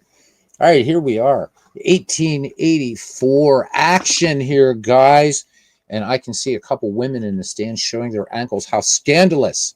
How scandalous. These painted ladies of the night coming to the ball orchard to try to distract our warriors on the field of battle. Was that florid enough for you? I hope so. All right, Doggy Miller leading things off here. So this is a very, very nasty Providence Grays team. And the guy out there in the pitcher's box, Old Haas Radbourne, 59 wins or 60, depending upon who you listen to or whatever. There we go. 19th century baseball, baby. Full count. And here's Radbourne's pitch. This one chopped weakly off to the right. The ball spinning wickedly. Radbourne gets a handle on it, and he makes the play over to Joe Start. Score that one 1-3. Couldn't pick the St. Louis Maroons, cousin. Afraid Providence will lose. Cousin says he was at Messer Street last week, actually. All right, here we go. Bill White in the box now. Thanks, guys, hanging around. 19th century baseball. Love it. The pitch is on the way, and Bill White, he gets into one. This one hit out to left field. Ballpark's going to hold this, and Carroll will squeeze it for out number 2. All right, here's George Kramer now. Kramer, the second baseman here for the Pittsburgh Alleghenies. And the 1-0 pitch from Old Haas. Here is the kick, and really wouldn't be a kick and delivery, but this one bounced to second. And Farrell backpedals onto the outfield grass, and he throws out George Kramer. Score that one 4-3. We go to the bottom of the first. And the Alleghenies are turned away, and the Providence Grays leading things off here, Cliff Carroll. And Flurry Sullivan has a sign, and Carroll gets a fastball, drives him to left for a base hit. So here we go. Joe Start now in the box for the Providence Grays, first baseman for them. Sullivan, quick throw to first, and Carroll is safe as he avoids Noel's tag. All right, back to it again. Sullivan from the set, and here's the pitch. And Carroll gets a signal to steal, but he does not get a good jump. And this one going low and inside, ball 1. And yes, you can play this pitch by pitch, this game, if you want. Sullivan works from the stretch, and the 1-2 pitch. This one swung on by Joe Start and missed, and Sullivan strikes him out. So first out of the inning, Cliff Carroll remains at first now for Jack Farrell. Farrell, the second baseman for the Providence Grays, in the box now. Out of the stretch now is Flurry Sullivan, and the pitch popped him way up, almost straight up. And Colgan will make the call and the catch a little left of the plate, which is not a plate yet, of course, but we'll go with it. And here's Paul Hines now. 2 down in the Providence first. The 2-0 pitch from Sullivan, and here is the delivery. And this one hit right to Batten at third, who makes the throw, and Hines is out. Score that one 5-3. So the Providence Grays manage a hit, but that's all. We go to the top of the second inning here in 1884 exhibition action between Pittsburgh and Providence. No score. All right, Ed Swartwood will lead things off here for the Alleghenies here in the top of the second. Radbourne ready to deal the 2-0 pitch, and this one is a line drive caught at third by Jerry Denny. So Jerry Denny not flashing the leather, flashing the palm of his hands rather. So no gloves yet in 1884. All right, 1 away. And here's Joe Batten. Don't worry, guys. Some of these players I don't know either. Cousin Ken will know them. 2-1 pitch. And little chopper to third, backhanded nicely by Jerry Denny. Jerry Denny, who is one of these 19th century players that has a modern baseball name. I could just hear a name, Jerry Denny, now pinch hitting for the Arizona Diamondbacks. It's just what it sounds like to me. All right, but Live Oak Taylor, what a great nickname is that. Live Oak Taylor. All right, Radbourn, ready to go. Here's the 0-2 pitch on a Live Oak. Called strike 3 over the inside corner at the knees. Taylor goes down looking. All right, we head to the bottom of the second. No score. Jerry Denny will lead things off here. Our modern player. There is Jerry. What a dapper looking dude he was. Actually looks like he could kick your arse. Anyhow, here's the pitch now from Flurry Sullivan, and Jerry Denny tries to bunt for the base hit, pulls the ball back and takes high for ball 1. All right, 1-0. And here is the pitch. Ground ball to the left-hand side. And in the hole, White has it as short. The throw crosses in time. All right, so a little defensive game we got going on now. And here's Arthur Irwin. And the payoff pitch to Irwin. Fastball missing down and in as Irwin looks for ball 4. Brings up Barney Gilligan. We love Barney Gilligan on this channel. Yes, we do. Old Live Oak, one of Ken's drinking buddies. Todd B, welcome in, buddy. How you doing, man? Okay, so Ken Castro always gives us the color for 19th century games. He says a couple things about Pittsburgh starter Sullivan's. Come to shot, oh my God, shot in the stomach at 35, and once held the record for having the most strikeouts in a season for a one-year career. Wow. So Flurry Sullivan, damn, shot in the stomach. What a way to go. Ouch. 19th century, guys. Love it.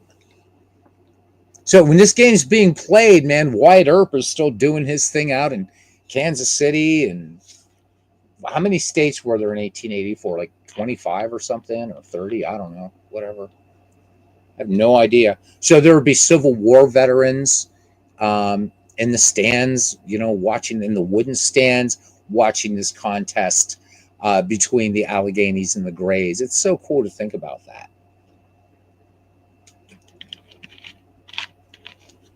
So Todd says he's hot, old, and tired in that order.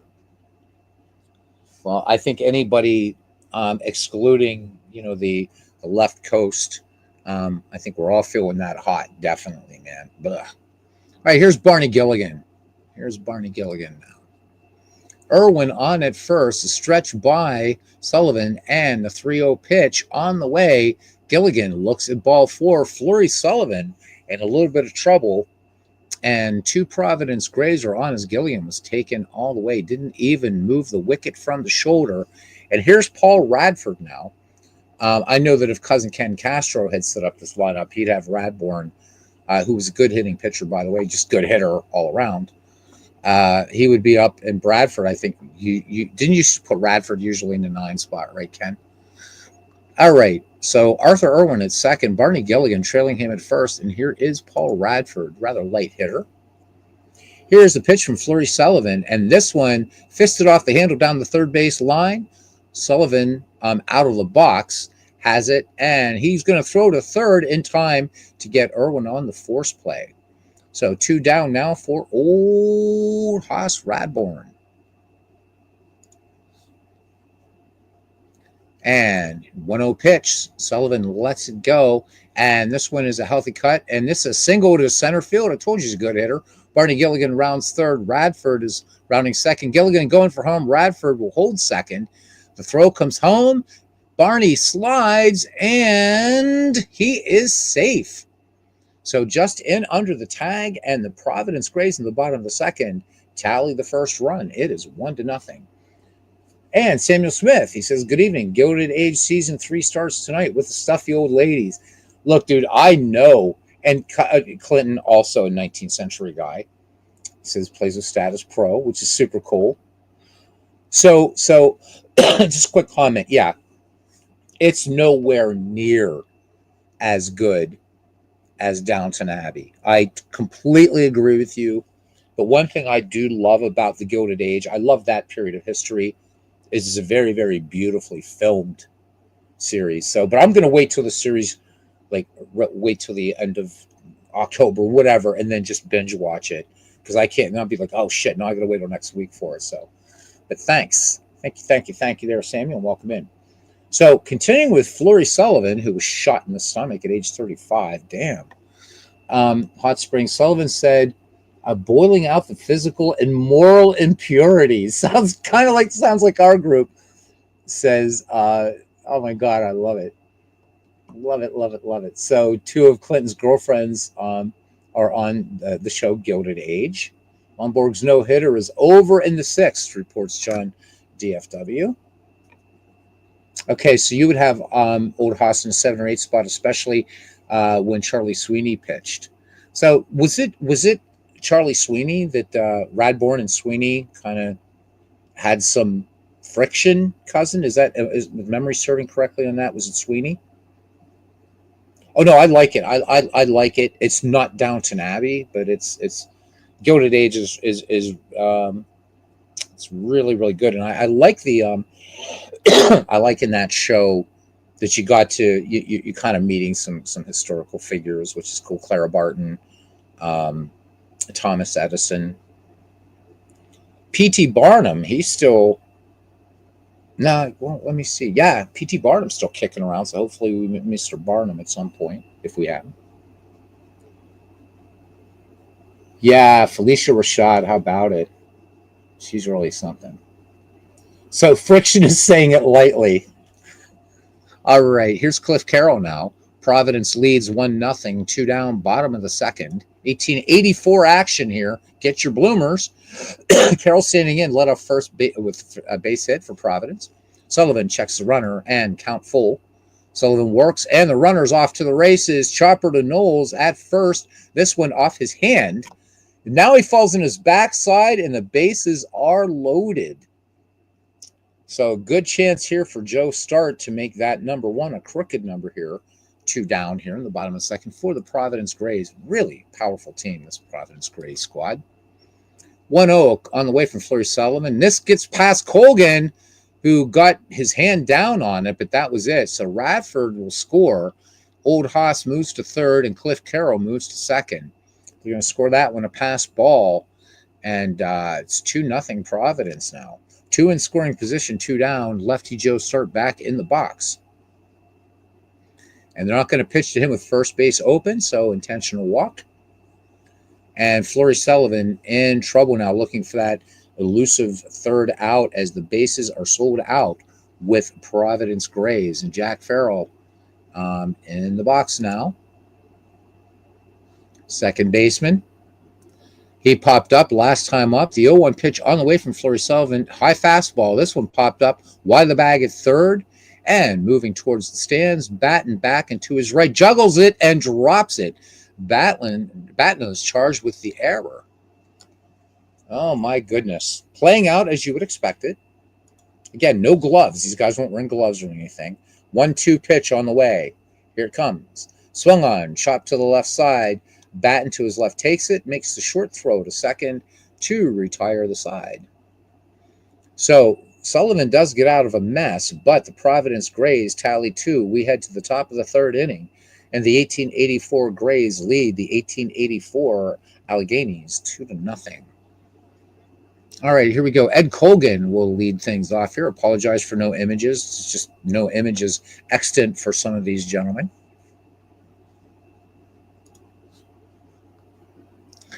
All right, the count is even, and here's the pitch from Radbourne, and this one a called strike 3. Colgan cooperating and making it so by not swinging. All right, so 1 away, and brings up Jimmy Knowles. Jimmy Knowles, I love some of these pictures of these guys, man. Just, you know, you see Old Haas, he has a bit of a smirk going on there, but Jimmy Knowles, he's like, if I smile, the camera's going to steal my soul. All right, here is the 0-1 pitch. Old Haas kicks and delivers, and this one is in the air and should be caught by Cliff Carroll. He starts in, now backs, and he makes the play for the second out. So Queen Victoria would not have been at this game, but Queen Victoria, right? Wow. Don't you just love baseball? Don't you just love history? All right. Sullivan with a count of no balls, 2 strikes, and here's the delivery. And Sullivan hits a ground ball toward third. Jerry Denny, trouble picking up, but eventually throws on to Joe Start for the 5-3 putout. All right, we go to the bottom of the third inning. 2-0 Providence. Yeah, they look like gunslingers. How about it? I think I think if there'd be a picture of Doc Holliday up here, he wouldn't look out of place at all, right? Okay, here is Paul Hines. Paul Hines looking pretty dapper there, I'd say. All right, opening up the bottom of the third. Sullivan stares in, and 2-0 pitch on the way. Easy fly ball into center field, and Taylor makes the catch, and Sullivan is out number 1. Here's Jerry Denny now. Don't be messing with Jerry Denny. He grounded out back in the second. Sullivan toes the rubber, and the count 1 ball, 2 strikes. Sullivan works to Denny, and this one is a ground ball. And White, ranging to his right, flips across the diamond, and Jerry Denny is out number 2. All right, here's Arthur Irwin now. Shortstop for the Ken Castro Providence Grays. He walked back in the second. Sullivan out of the box, and the 0-2 pitch. And Irwin looks at a called strike 3. Kind of a high strike, but he's out nevertheless. Of course, a high strike in the 19th century would have been like almost chin level. Big, big strike zone, because these catchers weren't squatted down. So really, really big strikeout then. Or strike zone. And I keep saying box because there's no pitcher's mound yet. And that pitcher is 45 feet away, working out of it was actually a box. So fun stuff. I would love to go back and see a 19th century game. I know there's reenactors, but I mean, I want to be in a time machine and go back. All right, for the Alleghenies, Doggy Miller leading things off here back at the top of the order. 2-strike pitch from Old Hot Radbourne. And here's a ground ball past Radbourne. Irwin with a long run in from behind second base. He's going to get Doggy Miller. So good play there by Arthur Irwin at short. All right, Bill White now in the box. Shortstop for the Pittsburgh Alleghenies. Flew out to left his last time up. 1-2 delivery. This one hit hard to left center. Cliff Carroll going back, and he is there and takes it between the palms of his hands for out number 2. All right, here's George Kramer now. Right-handed hitter, bounced out back in the first, and the 1-strike delivery. This one popped high back behind first. Joe Start retreating and straddling the foul line. He will make the catch. They call it a fair ball. So side retired. We go to the bottom of the 4th. Providence leads Pittsburgh 2-0. Wyatt Earp once referred to a boxing match. Says Aaron Reed, welcome in, bud. Yeah, he says, going all the way back to the Shanks League, you once had Old Hoss on your team. Cool. All right, 15 people, and we're all joined together here. We love baseball. 1884, and Cousin Ken got to be happy about this. Alleghenies were one of the 6 inaugural members of the American Association in 1882. Yep, so Pittsburgh, not as old of a baseball city relative to Chicago, Cincinnati, Boston, but yeah, we got into it in 1882. So thank you for that, cuz. The Beer and Whiskey League. What a great book that is, by the way. Edward Acorn, The Beer and Whiskey League. It's the history of the American Association, and it's one of the best baseball books you're ever going to read. Even if you're not into 19th century baseball, you're going to love it. The characters, Acorn, just such an amazing writer. So, also the same person who wrote 59 and 84 about Old Hoss Radbourne. So, all right, there we go. All right, here's Barney Gilligan.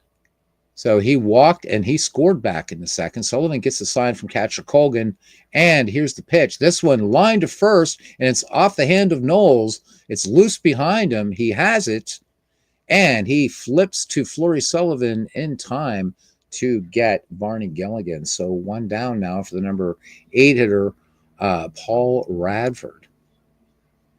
So Radford has a run scored in this game. 1-1 pitch from Flurry Sullivan. This one bounced to bat in at third and throws across to Knowles at first, and Paul Radford an easy second out. And here's Old Haas. Old Haas has himself an RBI in this game. All right, run scoring single, last trip, wind, and the pitch from Flurry Sullivan. Chopper the Sullivan will handle himself, and he throws to first, and the Providence Grays go quietly. We go to the top of the fifth. Providence Grays lead the Pittsburgh Alleghenies 2-0. And here's Ed Swartwood. Always have trouble saying that name. Ed Swartwood. Love it. So the Pittsburgh Alleghenies pretty much sucked here. Ken Castro letting us know that they were 30 wins, 78 losses, and 2 ties in 1884.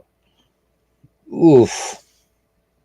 Okay, so Pittsburgh would eventually have great teams, but obviously not in 1884. Wow, that's pretty abysmal. But yeah, hey, 2 ties. That's something to write back to. Well, it would have been Chartier back then, Carnegie now, but back to Chartier, Pennsylvania, right? Birthplace of Hannes Wagner. All right, here's Ed Swartwood, lefty against Old Haas. Swartwood leads off here, lined out to Jerry Denny. Last time up, 1-1 pitch. Radbourn lets it go. Swung on, ripped to right center. This one might get through, and Radford, though, backhands in the alley, fires to second, and holds Swartwood to a single. So the throw offline, but Swartwood had no way of knowing. So that will break up the no-no as the Pittsburgh Alleghenies get their first hit here in the top of the fifth. So the line for the Grays thus far, now the no-hitter is gone, 2-2-0, and for the Alleghenies, 0-1-2. Guess Sister Sledge wasn't there to help with the family. I think they had another gig that day, Clinton. Yep, I think they had another gig that day. They were opening for Sly and the Family Stone, I think. All right. All right, here's Joe Batten. Looks like he came out of Appalachia there, huh? Number 5 hitter, Swartwood into his lead. The 0-2 pitch in the way from Radbourn. Fly ball to right center. Hines along with Radford, but it's going to be Radford making the call, and he will take it for out number 1. All right, Live Oak Taylor. Live Oak Taylor. We should have a Live Oak Taylor league. Live Oak Taylor. Second time today for Live Oak. Struck out his first appearance. Here's the 0-1, and Radbourn pops up Live Oak into short right field, and Farrell goes back, and he drops the ball. So that's going to move Swartwood into scoring position. Taylor on board, and Old Haas is not happy at all. So 2 on now for Pittsburgh, 1 down, and brings up Ed Colgan. Catcher for these Alleghenies. Radbourn from the belt, 1-0 the count. And here's the pitch. This one hit to center field and deep. Hines is drifting back, and the catch is made. And there are 2 outs. Swartwood is tagging up, and he's going to make third easily.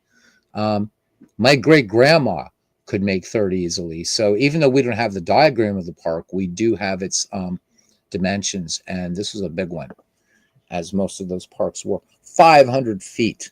Crazy, crazy, crazy, huh? All right. Here's Jimmy Knowles now.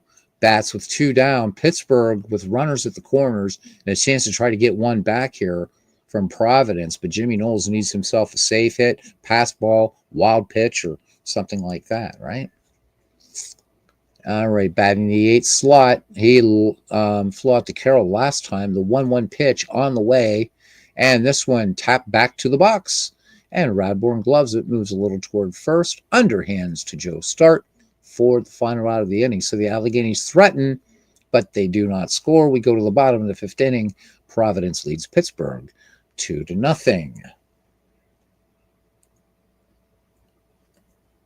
Have the mysterious Walker division. All right, here is Cliff Carroll leading it off. Back at the top of the order for the Providence Grays.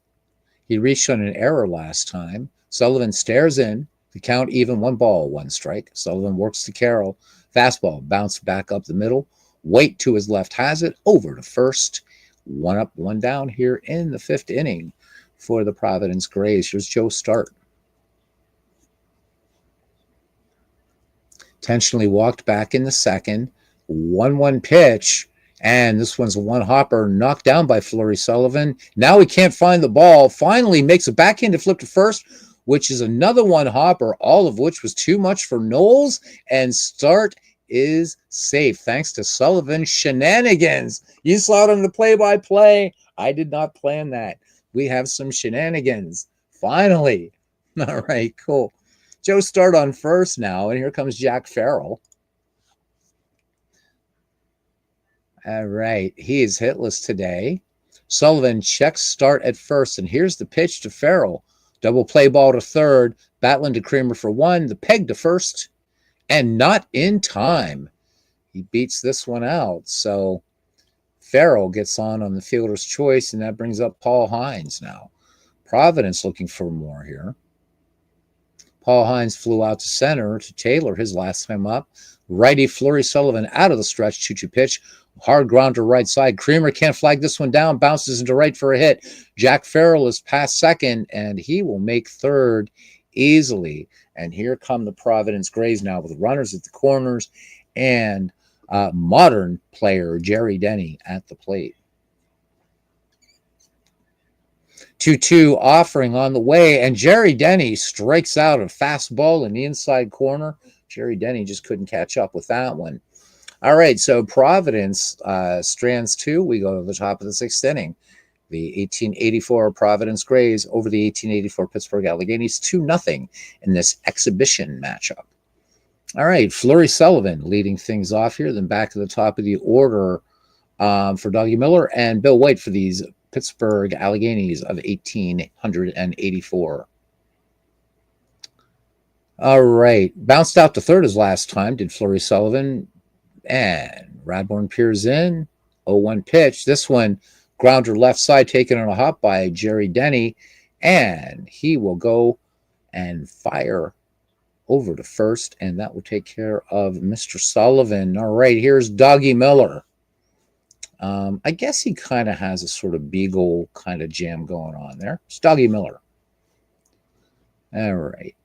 All affectionate. Love to remember these guys. Radbourn with the 1-0 delivery. This one an easy 2-hopper to second. Farrell up with it. And the easy throw into first. And they get Miller with much facility. All right. Here's Bill Waite now. 1-2 on the way. Here is the pitch. Waite swings and misses. He chased one up and away and goes down on strikes. So that retires the side. We go to the bottom of the 6th. And so far, Old Hoss Radbourn pitching a 1-hit shutout here. 2-0 is your score. Arthur Irwin leading things off. Barney Gilligan and then Paul Radford for the Providence Grays. Irwin, a lefty hitter. Struck out back in the 3rd against Fleury Sullivan. The 3-1 pitch on the way. This one up and in, and Arthur Irwin draws a leadoff walk. So Sullivan now needs to be careful. Here's Barney Gilligan.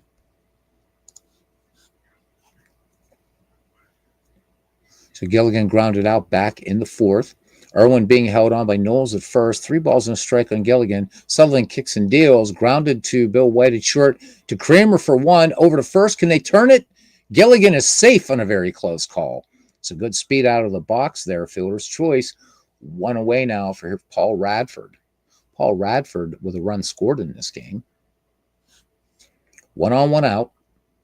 He grounded out in the 4th. Out of the stretch goes Sullivan. Count 0-2, and he fires. Strike 3 called in the inside corner with a fastball, beautifully placed by Sullivan, we are told. 16 view only. Thank you for that, Clinton. And Cousin says, thank you for this game. Very enjoyable. You're very welcome. I don't do 19th century unless you're around here. So Bob Bucher saw Ken Castro in the deep center field bleachers and repeated the line. He missed the tag. Old Hoss indeed is dealing. So holding these Alleghenies to just 1 hit and had a no-hitter going in this game, as everybody has seen. This for those of you later that use the DVR feature and just skip ahead to the end of the game. All right. So Barney on at first. And here's the 0-1 pitch to Old Haas. Sullivan deals home. And this one inside. The ball is loose off the hand of Colgan. And this one rolls back to the backstop. And Barney Gilligan is going to be at second. Score that one a pass ball on Colgan. And Pittsburgh just really cannot afford to let Providence have any more ground here. Already the 2-0 lead. And in the bottom of the sixth, and Barney Gilligan in scoring position. Radbourne now, Old Haas back in the box. And the 2-2 pitch from Fleury Sullivan swung on, lifted out to center field. But this one's going nowhere as Taylor will bring it down for his second put out of the game. So the Providence Grays do not capitalize. Pittsburgh gets out of a little bit of a jam. We go to the top of the seventh. The Alleghenies trail the Grays 2-0 here in 1884. And George Kramer, not Doc Kramer, but George Kramer, leading things off here. I'm getting my 19th century guys all mixed up here. And then Ed Svartwood and Joe Batten for the 1884 Pittsburgh Alleghenies. Infield pop-up in the fourth for George Kramer. Radbourne has the sign in the 2-1 delivery. Chopped high over the head of Haas Radbourne. And he bobbles it enough for Kramer to get a base hit. All right, so here we go. So Pittsburgh now brings a potential tying run to the plate. But Messer Street Grounds does not give up the home run easily. And pretty tough, especially center and right field here with Hines and Radford. Pretty tough outfield for these Providence Grays. All right, base hit back in the fifth for Ed Svartwood. One strike, and Radbourne deals. This one hit on the ground down the first base line. Start grabs at it at the bag, touches first, retiring Svartwood, and Kramer will move to second on the play. All right, so runner in scoring position now as Radbourne gets ready to face Joe Batten. Hitless in this contest. Radbourne ready to go. 0-1 pitch coming. And this one bounced the other way, taken at first by Joe Start. Steps on the bag for the out. And Kramer will slip over to third. But 2 away. So Pittsburgh really, really needs to plate one right here. Really need to plate one right here. And it's our hero, Live Oak Taylor. But he's 0 for 2 today, baseball fans. Cranks and cranklets. I like. Nothing for 2. Kramer up the line at third. 2-2 pitch from Radbourne. And he deals. And ground ball, Irwin behind the bag. And he retires Taylor in the 6-3 put out. Another chance goes by the board for the Pittsburgh Alleghenies. There was no 7th inning stretch. We're going to take one so I can have a swig of water. As we move to the bottom of the 7th inning, Providence leads Pittsburgh 2-0. And Old Haas Radbourne pitching a beautiful 2-hitter right now. So we've had errors in this game. We've had some pass balls and stuff. So, and even one guy going down on his arse. So lots of fun to be had. And shenanigans. We've had shenanigans.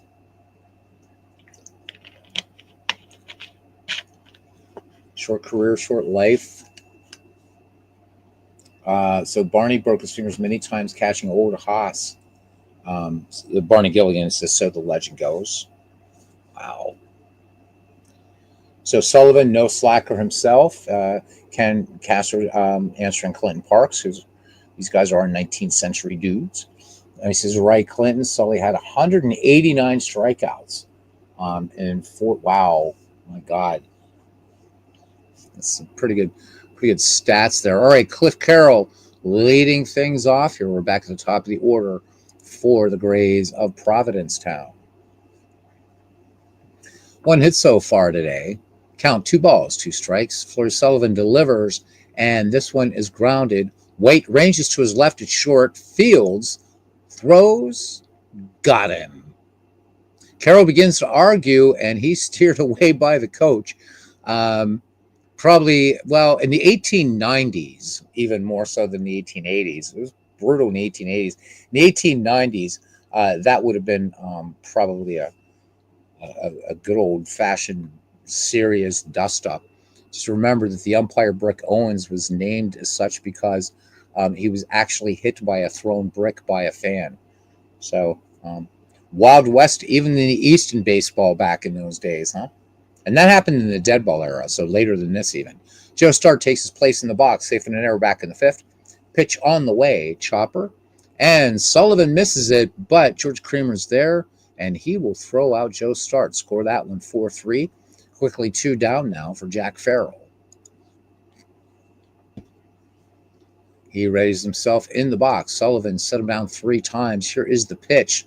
Swung on, grounded to third. Joe Batten up with it, over to first. And the throw gets away from Knowles. It was low, gets by him, and Farrell ends up at second. So Joe Batten charged with the 2-base error, and the Alleghenies now 4 in the error column. 5 total errors in this game, 1 committed by the Providence Grays. Hines in the box now, batting in the number 4 slot. He singled back in the fifth. Count 3 balls, 1 strike from Fleury Sullivan. And swinging a ground ball to second, and it's going to be Kramer. He's going to steer it along to first base. And once again, the Pittsburgh Alleghenies just do not get it. Or the Pittsburgh Alleghenies get out of one, I should say. Top of the 8th, and we have us a pinch hitter here in Charlie Eden. So Colgan out of the game, and we'll see whether Eden is rated or will stay in to catch for the Alleghenies when we head to the bottom of the 8th. 2-0 your score. 2-hit shutout going for Haas Radborn. Here is the pitch. This one hit to right field. This one is a looping liner. Radford comes on and makes the catch in the palms. 1 up, 1 down. It wasn't the best because the New York Mets had the bases, or had the horses in Lynch and Keefe, 622 strikes combined against 113 walks. Wow. Yeah, Tim Keefe, how about it? There's a great picture there. All right. Here's Jimmy Knowles now. 1-2 offering from Old Haas Radborn. Swinging a pop-up back this way. Gilligan will hustle over, but no play. There's no screen yet, by the way, so I have to skip some of the play-by-play here. All right, Knowles in the box again to count 1 ball, 2 strikes. And Radborn deals. This one hit near the bag at first. Joe Start is charging. He has it. And 2 outs as we score that one, 3 unassisted. And here's Fleury Sullivan now. So the only players to get hits off of Radborn have been Kramer and Swartwood. So Old Haas been absolutely dominant in this game, and even has an RBI too. All right, so Art Whitney now will come on to pinch hit. Fleury Sullivan's day is done, and doesn't he look like the quintessential 19th century player? There's Casey at the bat, personified right there. All right, the wind and the pitch from Radborn. This one line to left, and this one takes a couple of hops. Whitney steering it through the hole for a base hit. So Whitney aboard. Here we go again. The Alleghenies bring a potential tying run to the box in Doggy Miller. So 0 for 3 today. The 0-1 pitch from Radborn. Miller tries to pull an outside pitch, and he succeeds, bouncing one to short. Irwin with the flip to Farrell at second, and the inning is over. And catching now will be Jackie Hayes. And on the mound, John Fox. All right, so the Providence Grays will send up Denny, Irwin, and Gilligan here in the bottom of the 8th. And then Pittsburgh Alleghenies in the 9th will have the 2, 3, 4 hitters, White, Kramer, and Swartwood. All right, here we go. John Fox ready to deal. Very grainy picture there.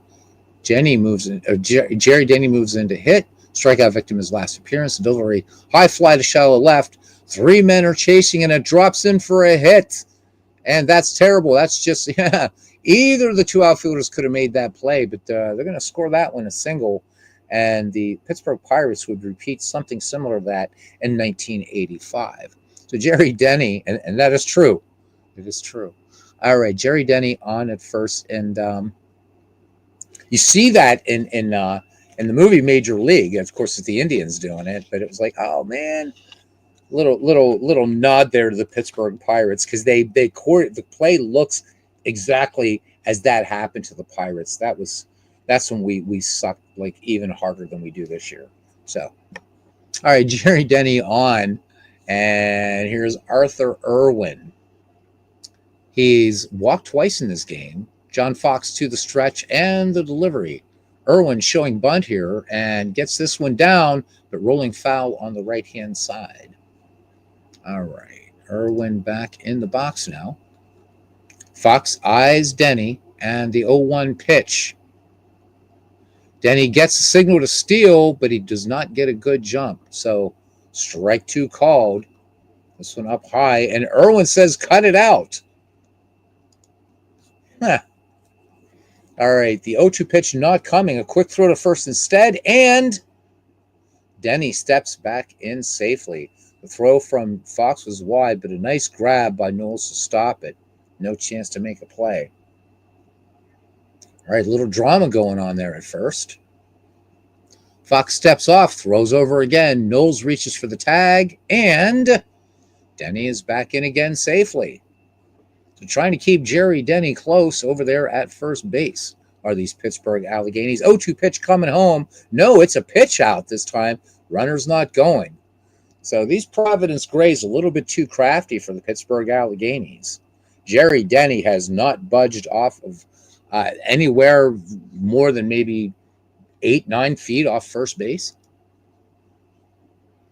All right, Fox from the high set and the 2-2 delivery. This one grounder up the middle, taken by George Kramer. Steps on second for one, on to first, and it's in the dirt, and it is past Knowles, rolling toward the stands, and Arthur Irwin ends up on second. So Kramer gets an error on the play, E4, error number 5 for the Pittsburgh Alleghenies. Brings up Barney Gilligan now. Bounced into a force play last time up. Fox back on the rubber, and the 3-1 on Barney Gilligan. Fox lets it go, and this one in under the hands, ball 4, and 2 men on now for the Providence Grays. Arthur Irwin at second, trailing and Barney Gilligan at first. And here's Paul Radford, the light-hitting Paul Radford. Does have a run scored in this game, though. Radford to face Fox now. Here's the 0-1 pitch. Fox deals, and this one clocked to the shortstop, and on a Bass White into a base hit. Arthur Irwin around third, Gilligan around second. Irwin going for Herm, and Gilligan at second. The throw comes home, and this could be close at the plate. Hayes takes the throw and gets him, guns him down. He is out. Whoa, how about it? So Pittsburgh with nothing, not a lot to cheer about in this game, getting that big run at home. So again, just reading that replay. This one clocked to Bill White at short, gets by him. Arthur Irwin went around. So the throw goes home from Doggy Miller, but guns him down. So we got an outfield assist in this game now. Let's get back into it. All right, here's old Haas Radbourne. Bats was 2 on, 2 down here in the bottom of the 8th inning. 2-0 is your score. All right, home crowd stands in applause, appreciative of their hurler's performance. No balls and 1 strike on Radbourne. Fox's pitch, and this one towards the hole at short. Bat and dives by him into left field. Barney Gilligan makes the turn to third. Radford turns second. Gilligan going for home, and here's the throw. Radbourne going into second. Batten cuts it off, throws to second, and Radbourne is out. The throw came in on 1 hop, but Kramer handled it and made the tag. Barney Gilligan will score on the play, though. And we go to the top of the 9th. Oh, you got to hurt if you're a Pittsburgh Alleghenies fan. The run gets in before the 3rd out. 3-0 Providence. All right, it'll be up to Bill White here. White, Kramer, and Swartwood to try to get something going here. A last-ditch effort. Exhibition action in 1884. All right, White in the box now. So waiting on deck is George Kramer and Ed Swartwood, and those 2 guys are the only, or 2 of the 3 hits, I guess I should say, off of Mr. Radborn. All right, here we go. Bill White, no hit today. 2-2 pitch from Radborn. He kicks and delivers. Swing and a miss. And he puts White aside, picking up the strikeout. Score that one a K. And here's George Kramer. And Billy Reed will come in. How about that? So Pittsburgh going to go to his bench. Billy Reed in the box now. I probably would have kept Kramer in there just because he was able to get one off of Old Haas. But let's see what goes on, huh? Radborn peers in, 3-1 pitch on the way. Ball 4. Well, that tells you about my managing. So Reed seeing Radborn pretty well and working that walk. Fat lady warming up, says cousin Ken Castro. All right. So, hey, there's Hfield07. He says, hey, Beatles, is there an active link for the Discord to get old time baseball? So, are you in the Discord? Like, are you in Discord? So, so John put a link here. Let me grab it. And then what you want to do is you want to friend me, Beatles Eternally. And then you will find that game in other baseball games, it's called. Where the hell is it? There's the Discord link. So I'm going to show it if you want to just kind of, I can't copy and paste in here, unfortunately. There's the Discord link. If you'd like to, I don't know if you can pick that up somehow or something. I'm using StreamYard, so I can't copy or paste anything right now. Okay, so you have Discord, just not in this one. So just look for me, ask for a friend invitation, then I will accept your invitation, and then I'll send you the McGreevy Discord right there. Okay, you screenshotted it, good. Just do that, that'll work, and just send me a friend request, Beatles Eternally, and then I can invite you to the Ned McGreevy Discord. Okay? Cool. All right. Let's hide this comment. There we go. All right. And Christopher Slovic comes in and says, just finished a 13-inning 1981 NLCS game with old-time baseball. Love the fact a slide was placed for an error when the Pirates played. Sounds like a clown circus. Oh, my God. Oh, man, I'm glad. Just remember, Chris, remember those settings, though, to push it for how batters, runners react to a batted ball, where you're going to get a lot of those off the wall singles. So I'm glad you're having fun with old time baseball. It really is a joy to play. Are you using Mel Allen or Kurt Gowdy as your broadcaster? And of course, Christopher Slovic, for those of you who don't know, this is a guy that sounds like a real baseball broadcaster. Just amazing. All right, let's get this one done here. All right, here's Ed Swartwood. Let's see if Pittsburgh's going to pull him or let him stay because he got a hit off of Old Haas. All right, 1 on, 1 out, and he grounded out his last time up. Reed being held by Joe Start, and here's the pitch from Old Haas. Ground ball down to short. Irwin up with it to Farrell to second and 1. On to first. Double play. Providence closes it out with the twin killing. And that is it. We're not going to worry about saving game stats or anything. So the final line, the victorious Providence Grays, it never really was much of a ball game, although Pittsburgh holding Providence to 3 runs, not bad at all. For the Providence Grays, 3 runs, 6 hits, 1 error. For the Pittsburgh Alleghenies, no runs, 3 hits, and 5 errors. Your player of the game, of course, Old Haas Radborn, pitching a complete game, 3-hit shutout. So there we go.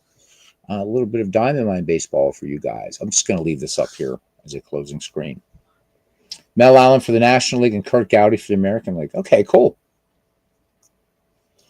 All right, I guess that about does it, guys. We did a pretty good explanation of Pocket Pennant Run baseball. Got to talk some baseball and had some fun here with Diamond Mines. As I said, I'm working on, and they're already up. There are 3 other YouTube channels. So that's been taking a lot of work trying to side hustle and everything. But this is always going to be, this is a family. This one isn't a channel. So thank you, guys. Oh, hey, it was fun, wasn't it, cousin? All right. Good game, notwithstanding the errors. How about it? 6 errors in this game, 5 for Pittsburgh and 1 for Providence. So, all right, guys. A lot of fun as always. Thank you for coming in. It's like family here. For those of you who've just joined the Discord, Beatles Eternal, look for me on there. Send a friend request. I will accept it and get you into the Ned McGreevy Discord. And for everybody else, we're going to just cut all you awesome people, awesome baseball family that you are. Thank you, thank you, thank you very, very much to everybody here.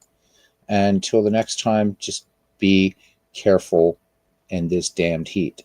And see you around our air-conditioned batting cage. Good night, guys. Yeah, stay hydrated. Stay hydrated.